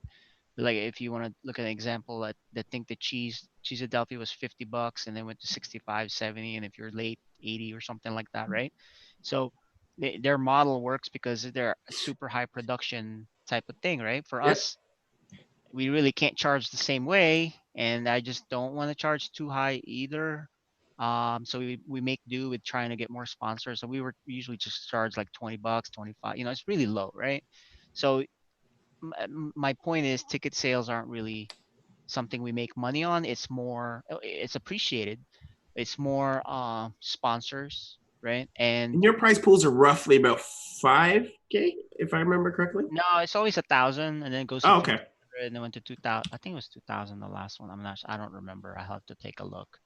I really want to put a higher prize pool. Basically, if we find more money, we put it towards prize pool, Right. right? Versus in our pocket kind of thing. So we accept the loss on each event. And I know that's not sustainable, but there's a long-term plan for all this, right? So it's really the continuity. We can say, hey, we've had 7 Storm Cups, right? So we're working on the continuity for the numbers there, not just like 1, 2, 3, 4, 5, 6, 7. I'm talking about like the viewership numbers helps, the attendance, the results, the impressions, things like that. So we're trying to build a case for the more sophisticated sponsors that aren't one timers, right? So that's a long term invest. I don't know how long we're going to do that, but as long as we're seeing improvement, we're going to keep doing it and everything. So the goal there is to lower to lower the cost, no, the out of pocket, right? And then eventually become profitable. But traditionally though, a lot of events aren't really that profitable. So from what I'm hearing, even the big ones. Yeah. So it's and we're also learning as we go, right? We're learning what sponsors look for, which sponsors don't care. You can't hit up the same sponsors that sponsor other esports either, because their budget's already tapped. not just that, but they have their own. You're like, oh, are you guys Fortnite, or are you guys or are you guys League of Legends? Like, like they're esports sponsors that already look just at numbers kind of thing. So they're not really StarCraft candidates. So we usually have different sponsors that you don't normally see in other events or teams. So if you look at our website, right, you have different events. So so I'm looking at the chat. What do you look for in sponsorship for events? Money. unless they're like a porn site or something, is really right.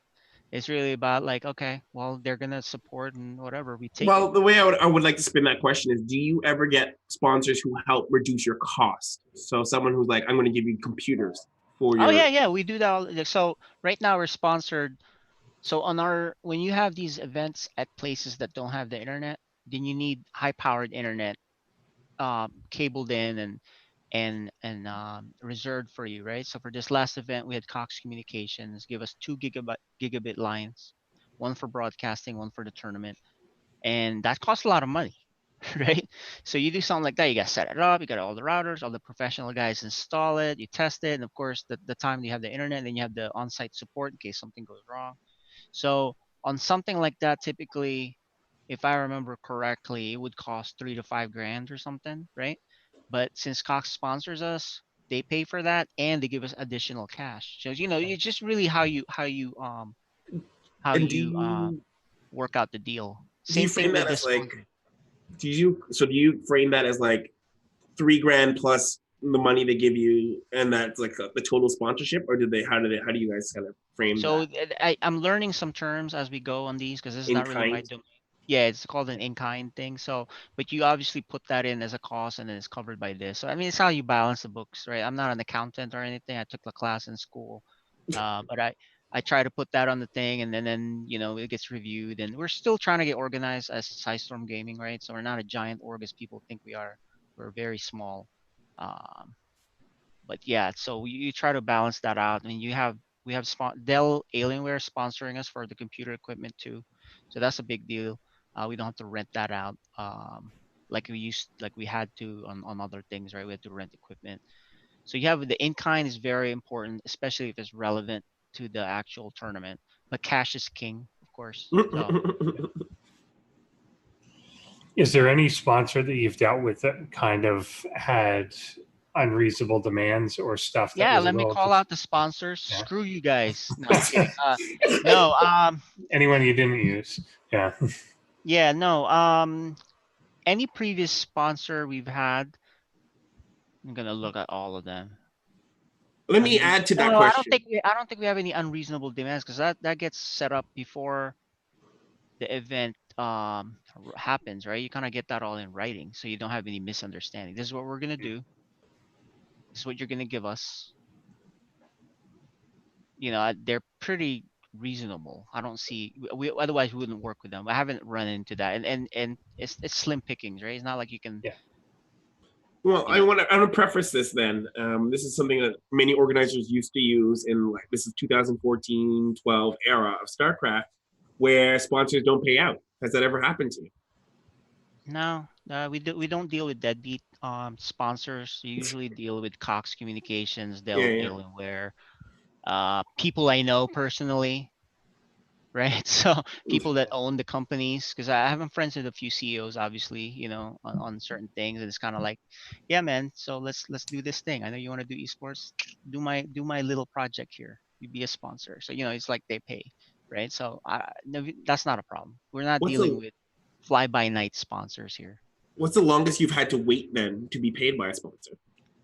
I don't know actually because I'm not handling the exact cash on that. I know we're getting paid, but there's usually an agreement where it's paid 30 days after you send the invoice or something, right? So I haven't had any issues by going to collections or anything. So if that's what you mean, that's not a problem.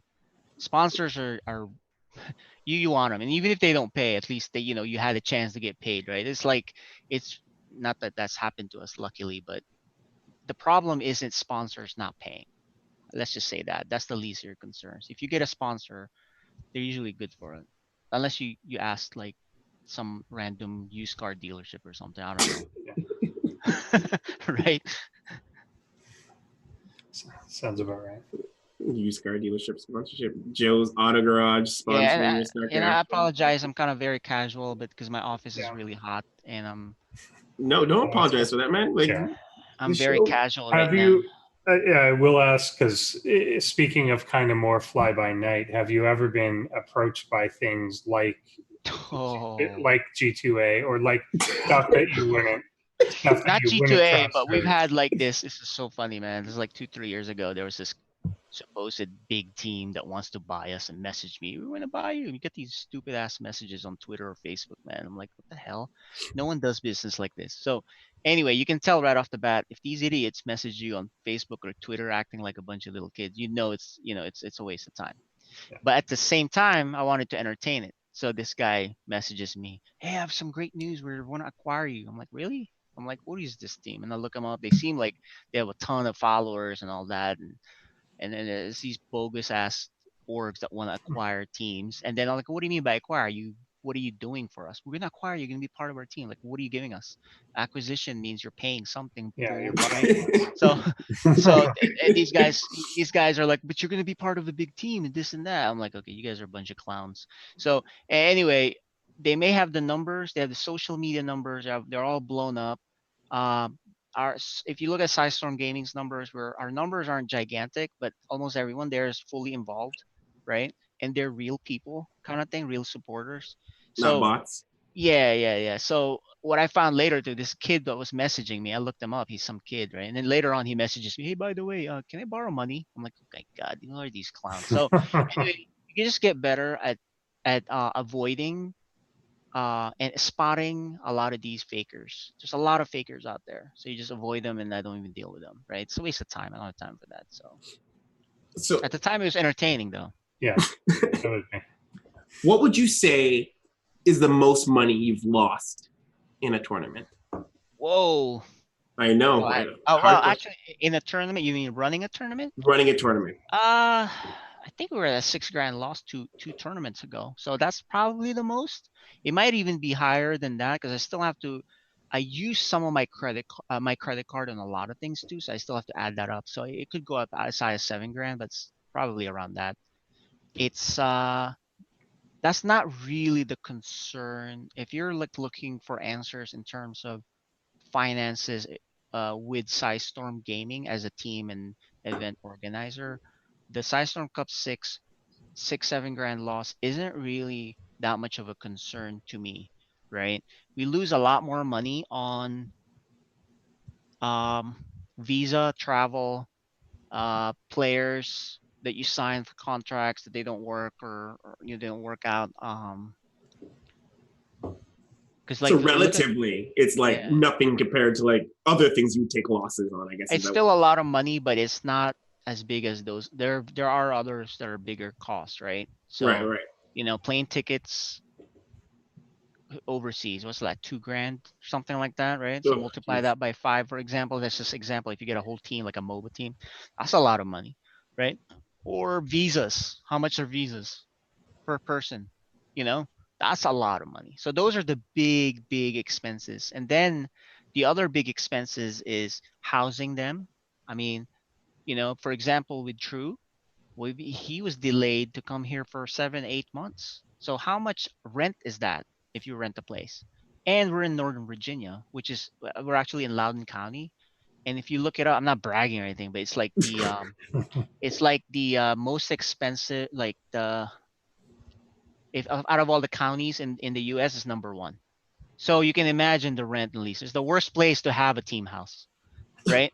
But the reason we have it here because I'm here and it's more convenient for me to be around to do stuff. So that's the biggest cost of running a team on org. Not really the events right now because we're not jumping into an event and spend 60K, right? We're like, okay, we're gonna lose 60K, guys. Let's just do this. That one's pretty obvious, right? It's the incidentals and the long-term things that run too long. So housing, food, imagine groceries, right? The utilities of a house, internet, etc. So until you have major sponsors that cover a lot of that, you're mostly, covering that yourself. So does events play into your team more than anything then? Like events, you're not doing events specifically for the events to Yeah, be. yeah. I guess this is kind of venturing off into outside of the main topic, which is just events here, right? But Yeah. but just to explain why we're doing that as a team, it's just one of our branches to try to put into our portfolio of things for investors to look at that we're doing this, and it's for another exposure avenue, right? So that So that pretty much answers Old Man Toast's question: is there synergy between a team owner and a tournament organizer? Because yeah, it's just we're in a weird situation. We're a team and we run tournaments. I mean, like who does that, right? No one does that. Not that I know. Well, Evil Geniuses used to do that a long time. Did they run the tournaments though, like LANs? Did they run LANs? I don't know. Not really. I don't think offline. They had Team Liquid. Anyone can run an online. Yeah, Team Liquid did the online, obviously. Yeah, anyone can run an online tournament. I mean, right? So to me that doesn't count. Like it's. Yeah. Oh yeah, that's expensive. Yeah. Doing those like offline tournaments are expensive. Oh, actually, it's probably his contract and be like, "Hey, dude, you work for us." No, that is kind of it. Because then you would tie it into. Although at one point we paid In Control to play us in some casual tournaments for fun. Oh yeah. So, oh yeah, right. Yeah, we were responding to our producer who said EG got In Control to cast for 7 hours. So it's just to give people a perspective for myself. I think the most I've ever lost on a tournament would be 13,000, and that would have been like Kings of North. That's a lot of money, man. So that's what I said too. How did you get into that negative balance? Did you not know when you were getting into it? You know what? So costs. We're getting hard hitting. We're getting hard hitting here, bro. And guess who's the one spilling his beans? It's you. I generally don't try to take the spotlight, but I thought I would try to give a perspective that, I think for me, the topic is relevant, man. Go ahead. It is relevant. Yeah, I think it was Kings of North season 3. Whichever one I did it. How did that happen? You're like, we did it. I thought we were gonna lose $2,000. Now it's 13. Like, how the heck? Yeah, it actually is. That's kind of the scenario where we're like, well, you know what? I thought we were gonna lose. I'm like, I obviously was prepared to lose money, but I was prepared to lose like $5,000. And I was like, okay, you know what? $5,000. Then it turned into 13, and then I was like, oh, I can't ever do that again. That's not real. Yeah. That was we rented out a large theater. That's really. Yeah. I think we'd lose a lot more if we didn't do these engagements where we have agreements for the most high cost items like events and computers and internet and electricity, right? That we'd be into the 20-30K loss. But for us, we planned that out. We knew exactly that, hey, we're probably going to be losing some money. If we break even, great, but we're probably going to lose $3,000 to $5,000. And we're a little over, but it wasn't a giant surprise. And I think one of the biggest lessons I learned was keeping a budget. I didn't do that. I kind of like, not guesstimated. No, I know what you mean. That's hard, man. That's why you do a budget review with your staff or your producer. I don't do that, so I'm not blaming you or anything. If it was just me, dude, I would have lost 50K, right? I'd be like, here's my card, use whatever you want, right? And that was kind of like, something needs to be bought. You're like, all right, just go buy it, right? And you're like, yeah. So that's different. I was lucky enough to have someone run that for me and do the cost control and all that. So you were unlucky enough to. Well, it was a very expensive lesson because the tournament afterwards, I learned my lesson and I kept, we bought this. Okay, I'm going to write it down.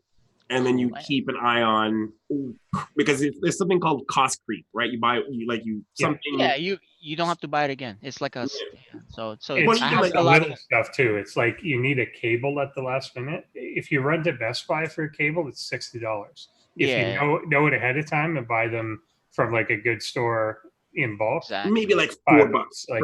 Exactly. That's exactly it. Like they're like small things that if you had the foresight, like if you had known to get it in advance. Well, that's gonna happen. Look, we had the foresight. I hired Joe to kind of like lay out all the production and all the equipment that we need. We pre-purchased all that, but it's always gonna happen that something is not there. And I'm sure these big orgs, they have multiples of everything because something's going to go missing, something's not going to work, or something's going to be bought incorrectly, right? So and then there's also things like rush orders, right? If you like, for example, we had to get badges, right? And badges weren't going to make it on time because we ordered them late. So if you want to get it rushed, there's like a surcharge on those things, right? So those kind of things. That sucks, man, because those are like things you can put more into the prize pool or your bottom line. Right. So that's and that's how like cost creep happens, is because like these are like little things that you're like, oh, this thing should actually cost me $150, and then suddenly it costs you $350 because you have to get it rushed across the border. Then it got stuck at customs, and then you're like, oh crap, I have to clear this customs thing. And they're like, okay, well, we'll clear it for you, or you can get it done, but we'll clear it for you faster, but that's going to cost you an extra $80, right? Yeah. So you're like, You seem like a pretty experienced business person anyway, so yeah, that's good. That's I good. appreciate it. Yes, but like, just giving kind of perspective for other people who may be watching. When you try to do an offline event, there are a lot of little things that will seemingly grow really quickly, really fast, and out of control. So Yeah, dude. It's minimum cost will be between 20 to 30K for a decent event, right? yes, yeah. I'll tell you something, and I'm not naming the event, but they just told me they lost, and I have a lot of friends in different places. No, I sound like a song now. No, I have some friends that I don't want to name, but they were like, yeah, on this last event, I lost 35K. I'm like, what? How did that happen? So there's a lot of things that happen. So it's not just you, man. No, it's not very unusual or very difficult to lose a lot of money when running a tournament, a StarCraft tournament, any tournament really. StarCraft is like probably the lowest end of a tournament you can lose. Where that's the good thing because there's only one player. It's not like you're flying teams and all that. Yeah. So like, it's like compared to like MOBA games where you have to pay out like, minimum $20,000 prize pool because you have to split it between 5 people per team or whatever. Yeah, I don't want to turn it around on questioning your tournament or anything. I mean, that's you, right? You have long-term plans. You have your own goals. But 13K, man, you could have had a trip to Paris, all the fine stuff. Get some girls with you. I mean, shoot, you have 3 girls with you, whatever, right? I mean, that's like easy women with you, right? So why are you doing that? Because you love StarCraft. Oh, there's an inside reason why you didn't do that specifically. Okay, maybe he has a girlfriend or a wife, but whatever, So the point is 13K. Who the heck wants to throw that in some tournaments and get grief, right? Like, obviously, right? But we're in it already.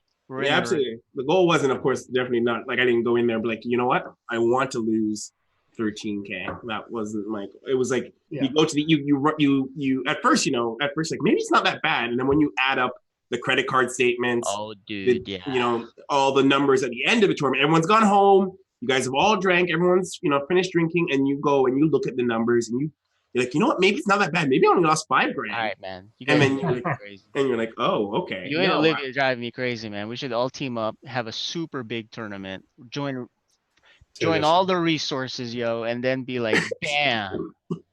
But you're not allowed to handle the credit card stuff. No, well, to give perspective, my tournament prior to that, I only lost $4,000. So passes. So it was a bigger. That's really only the prize pool. It was an anomaly. Yeah, that's not bad. It was the attempt at the theater mostly, wasn't it? It was the theater. The theater alone, the venue. Well, give perspective. The venue was discounted. Like a venue for multiple days would probably run, especially in a major city like Toronto, essentially runs maybe $5,000 per day. So that's what I mean, man. So I think if I have another tournament, I'm gonna ask you guys. You want to be part of it because I already have the venue covered. You know what I mean? So. Yeah. We can do something joint and then join forces and not blow money separately and boom. Just one big. That's right, boys. Yeah. That's right. And for many people, if you're doing an offline event, your venue can be one of your highest costs, next to prize pool and combinations. Give people perspective, like a venue in Toronto would be like $5,000 per day, and that sometimes that doesn't include their staff. They'll force you to either take their staff. Yeah, here's the thing, man.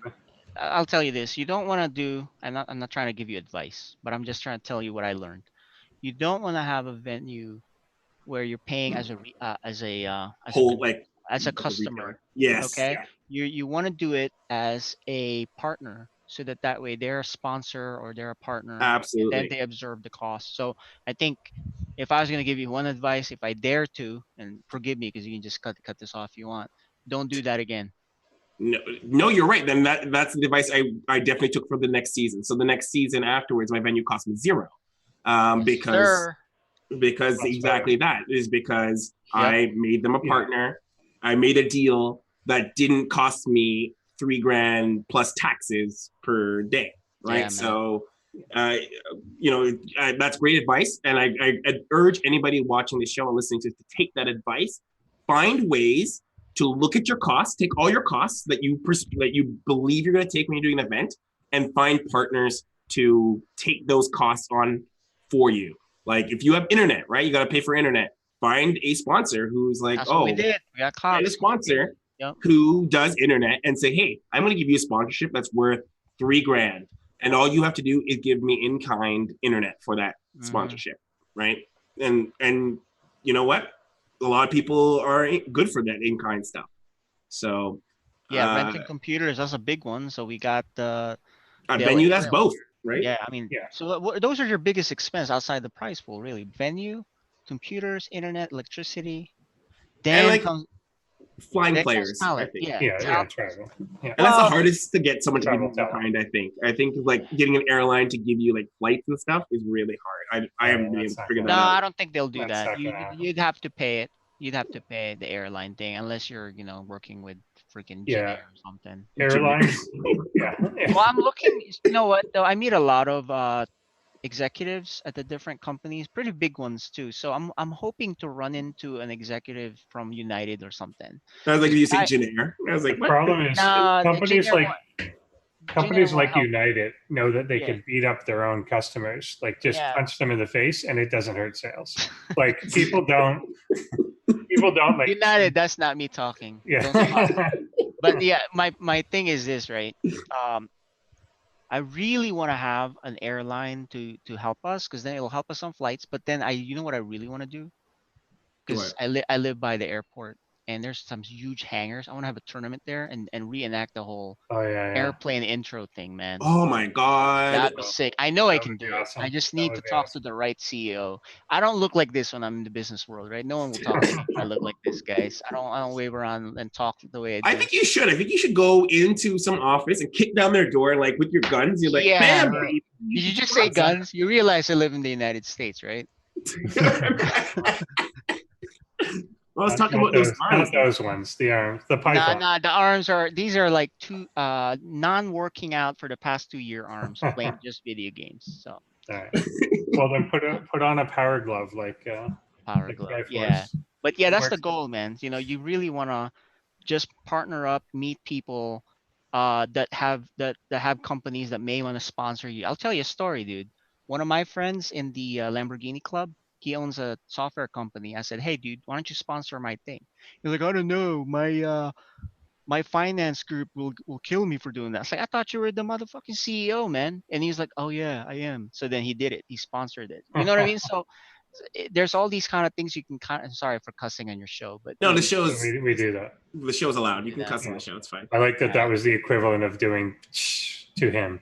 Like, I thought you were in charge. Well, that's what. No, I thought you were in charge, and it's like, you know what? You're right. So then he approved the check and he sponsored us for that event. So these things can happen. It's all negotiation. You never know until you ask. Good sound advice. I think so. I mean, it definitely makes sense. In terms of sponsorship, I think this is going to be a question for a lot of people who are starting out doing tournaments, because sponsorship is a big thing for a lot of tournaments. How do you close a sale on a tournament? Oh, I'm not a salesman, guys. I'm just a dude. Really? I would have really thought you would.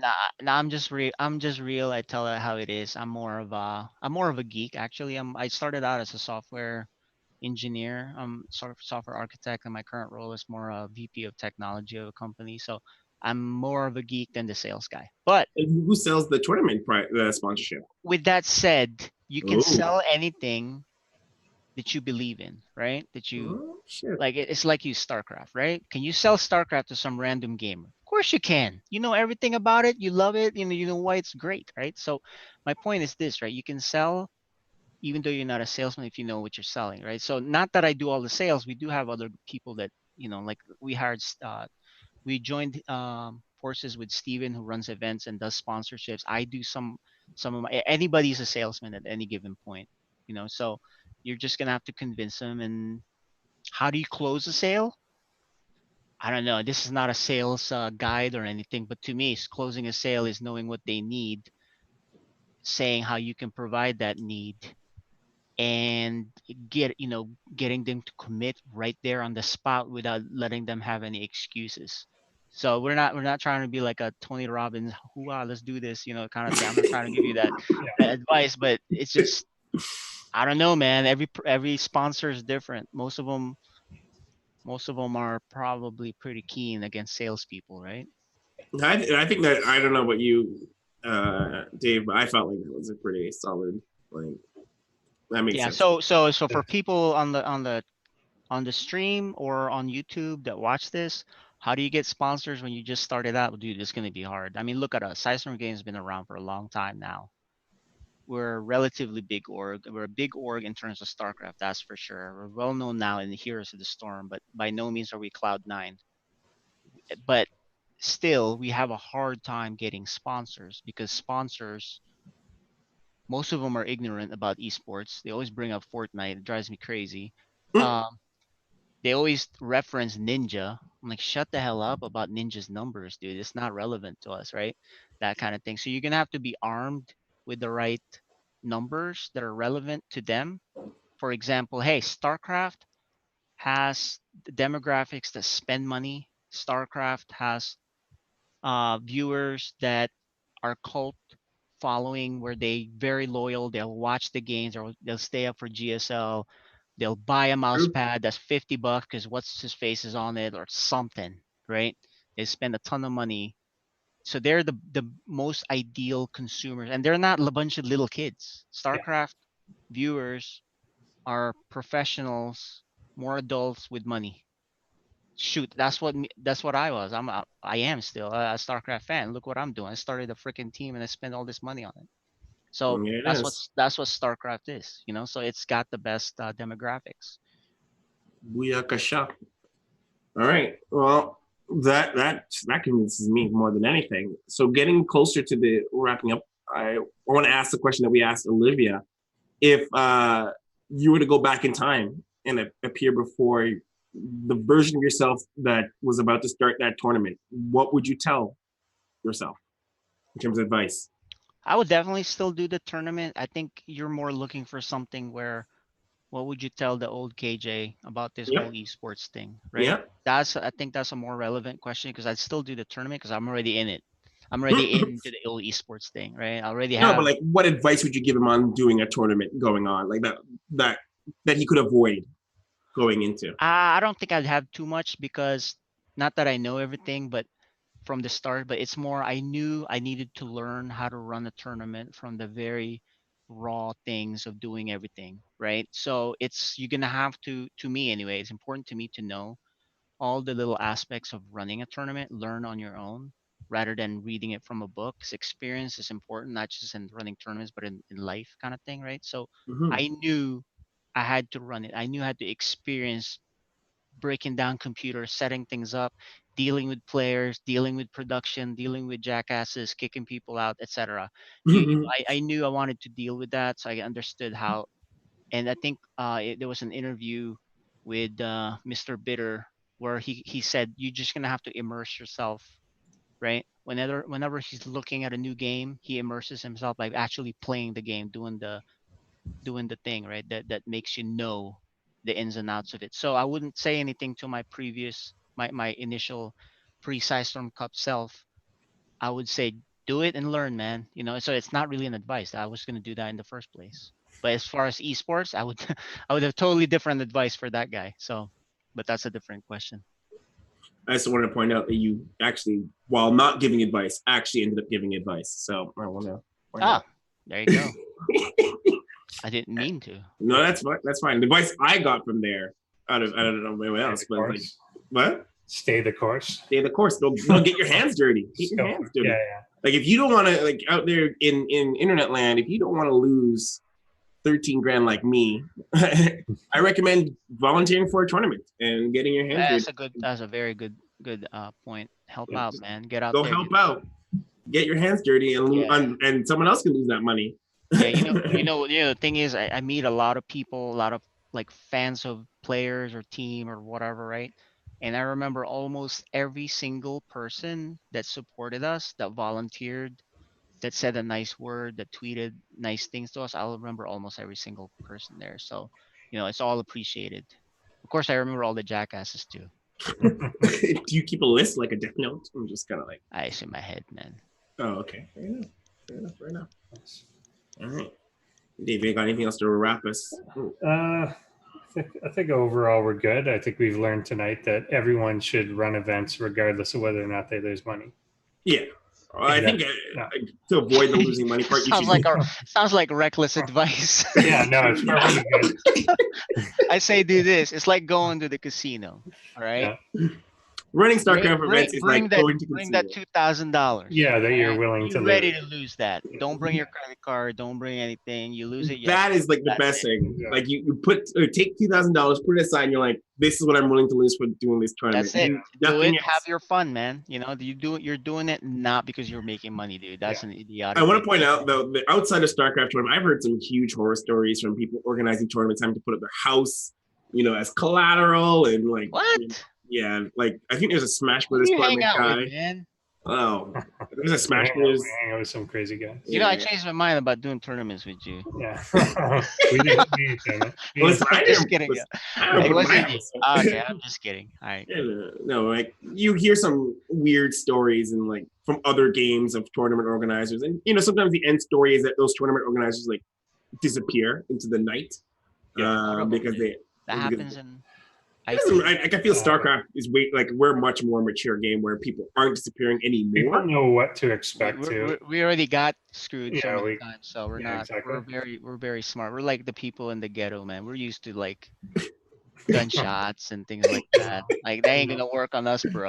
Yeah, we know what's up. I'm thinking like more of the younger games and like even some of the games that are much younger people in general. So, for example, like Smash Brothers has a younger demographic, and thus their organizers. Yeah, their organizers are also younger. Smash Melee has obviously the old demographic. Yeah, Melee. Well, the organizers are still younger, I would say. Like Melee and like 4 and them have like younger organizers, and it's more stable now. But I'm like talking pre documentary era. The big then and you'll have people who have to put up their house for collateral because they can't pay out the prize pool or all this kind of like nutty stories, and sometimes the end result is people just disappear. They just which is another thing which it kind of plays off something you brought up earlier, which is like you sell stuff very honestly, like here's what it is, here's what to expect, here's what we've got. A lot of people, when going to sponsors in particular, but even when like pitching ticket sales and stuff, are selling you the world. Like, this game has viewership of 50 million people, and I bet that our event will get at least 50% of them. Yeah. And we're going to do this, and we're going to have this, and there's going to be this whole area for this thing. And like, you want Fortnite in? Okay, we're going to add Fortnite. Like they do stuff like that. So, and that's true, man. But I gotta say, there's the sponsors are getting more sophisticated. Yeah, they know the good ones will ask you for actual numbers from your previous events. Yeah. Past performance. This is part of the reason we're doing StarCraft Cup 1, 2, 3, 4, 5, 6, 7, right? We show, hey, dude, we're not just some dude that just showed up saying we're going to do Fortnite, right? So it's true for some naive sponsors, but the good ones that you want, like let's say like a Cox Communications or Nike or something like that, which those are the ones that they're ready for you, dude. Yeah, it makes sense. They're not even gonna talk to you. They'll be like, yeah, right. You don't know what you're talking about. Give me some numbers. Give me some this. It's proof of performance. They do that in government contracts too. You can't just join and bid for a contract without showing you have past performance as one of the requirements. And that's something that can be a huge selling sign. If you want a sponsor who will pay you on time or at all, those types of sponsors usually come with, like, they know what they're looking for. So you can't, you have to be honest. Yeah, exactly. Just show them like, hey, this is what we're doing. This is our long-term plan, etc. I mean, I don't want to criticize how other people get sponsored or how they do this or that. And some of them we're not. they get lucky, right? They get this sponsor that they I'm not naming names, but like someone like get this sponsor. I'm like, how the heck did you get that sponsor? You have nothing to show. You have no proof. You have no history. Did you get that person drunk and make him sign something? Like what? So, don't rely on this lucky deal, right? In the business world, in the real world, Build something. you have to show substance and past performance. So. Right. Absolutely. I love that. That's a really good. I love that. Actually, that's a good piece of advice that you don't count on that lucky sponsor to sell them shell You're game. gonna go broke, dude.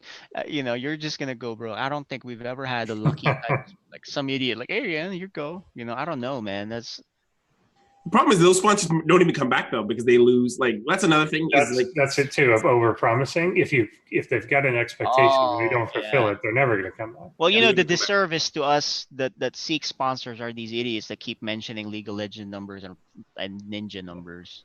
I'm like, dude, that's not real, man. Get the hell out of here.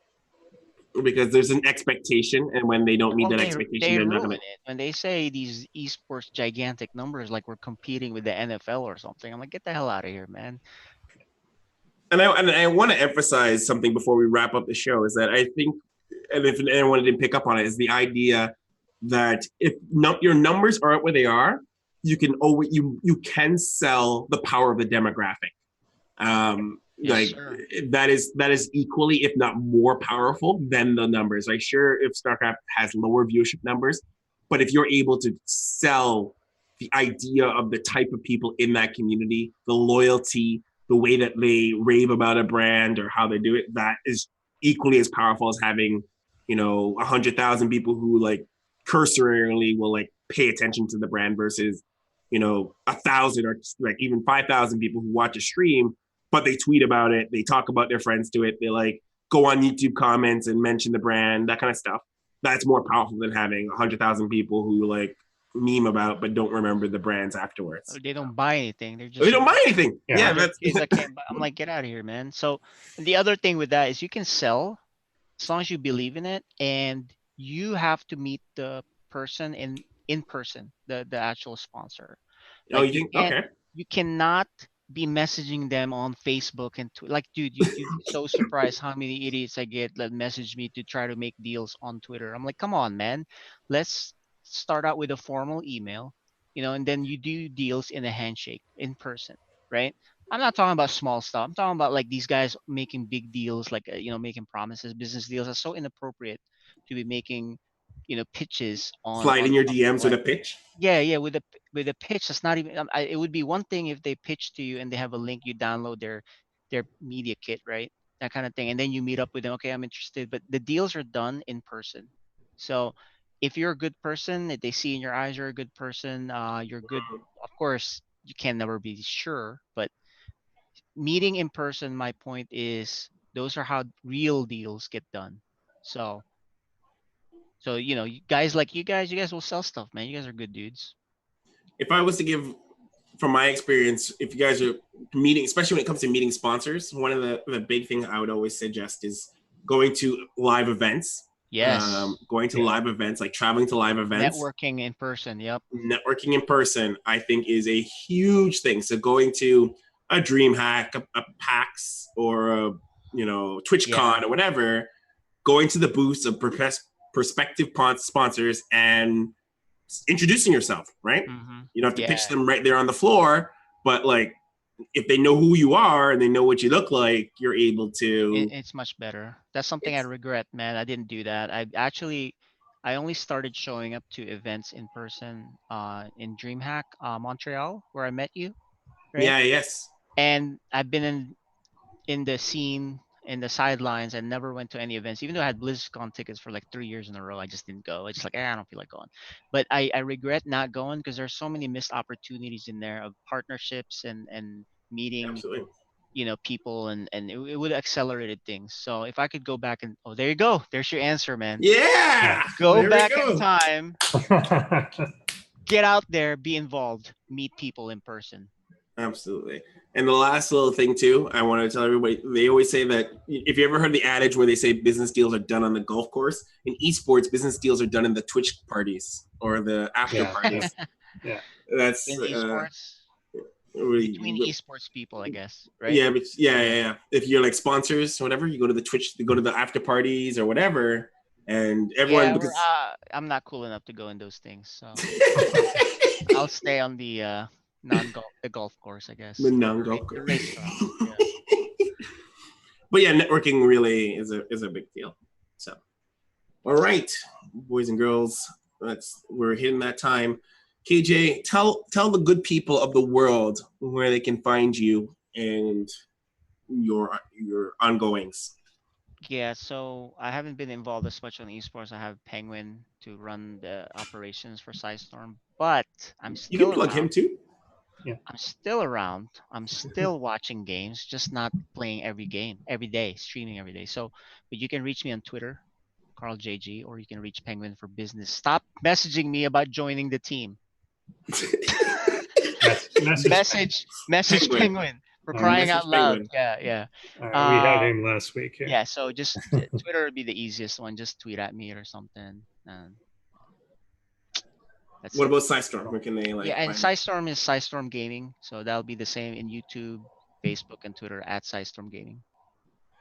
Absolutely. And we'd appreciate that man. We're not as famous as these fake ass teams that have like you see a lot of team like what? How did they have that much followers?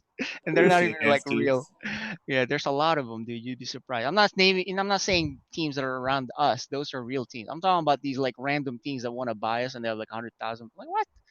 I don't know. Maybe they bought the followers or whatever. It's really easy to like spend money and get like a whole bunch of bot followers to follow you. Like, yeah, it's not. Yeah. So it's a common esports trick, or actually any marketing trick, really, to like spend a whole bunch of money to followers and then try to sell to sponsors who are not very clever. Interesting. Get like a bot service to give you like 100,000 followers and 100,000 Facebook likes, and then you go to sponsor, like, look how many followers we have. Yeah, we don't want to sell out with that crap. So real people follow. People. Right, man. That's no right. bots. No bots. All right. And the sword. Hit us up. Yeah, I don't know. Find me here at Endersword on Twitter and here many nights of the week.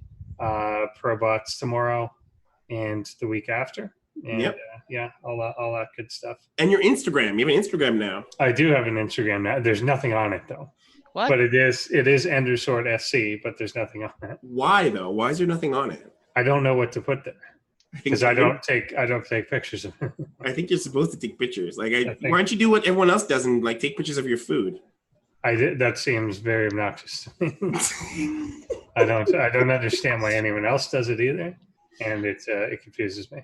You have a rabbit. Take a picture of the rabbit. I do have a rabbit. I can put the rabbit up there. Put a picture of the rabbit. People like animals on the internet. I think if you took a picture of a rabbit, people would like it.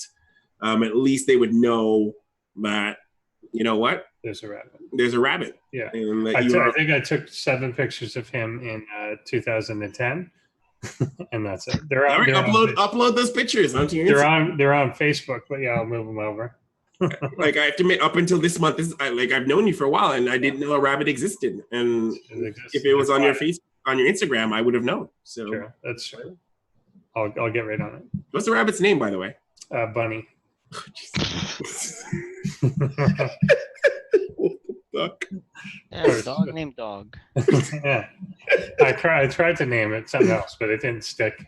Max is a cat named Purr. It's a bunny. It's not like there's 7 bunnies around here, and I have to distinguish which one I mean.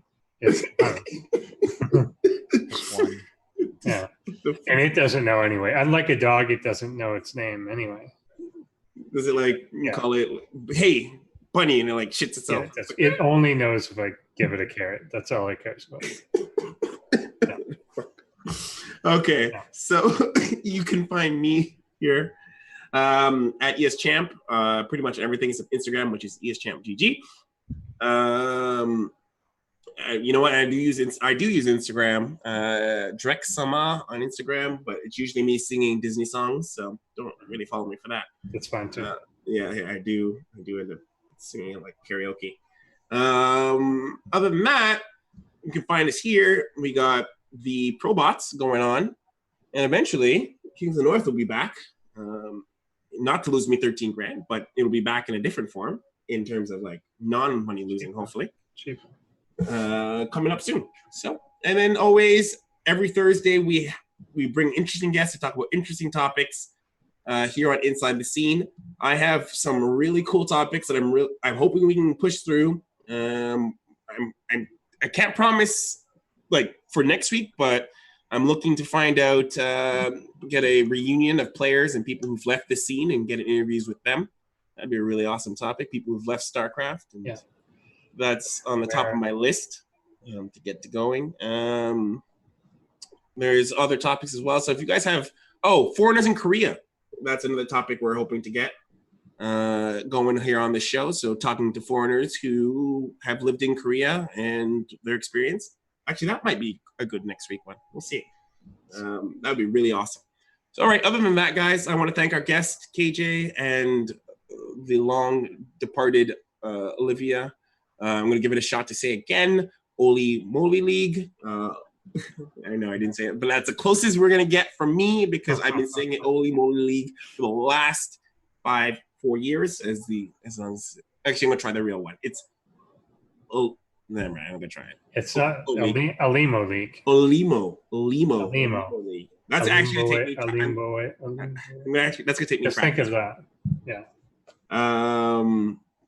Don't forget, guys, the Patreon. I forgot to do that. Patreon, did I spell it right? Patreon helps supports our show. If you're watching on YouTube or here on Twitch, we use those funds to help upgrade our production. Normally we have little segments, but most of the time we will have other things going on Inside the Scene in terms of segments. But this week our video guy was trapped on a mountain. And then is that a picture of your rabbit you just posted in chat? It apparently was demanded. Okay, so I don't know if that link works. Maybe we'll give pictures of Dave's rabbit as Instagram as Patreon reward. Mm-hmm. We'll throw that in there.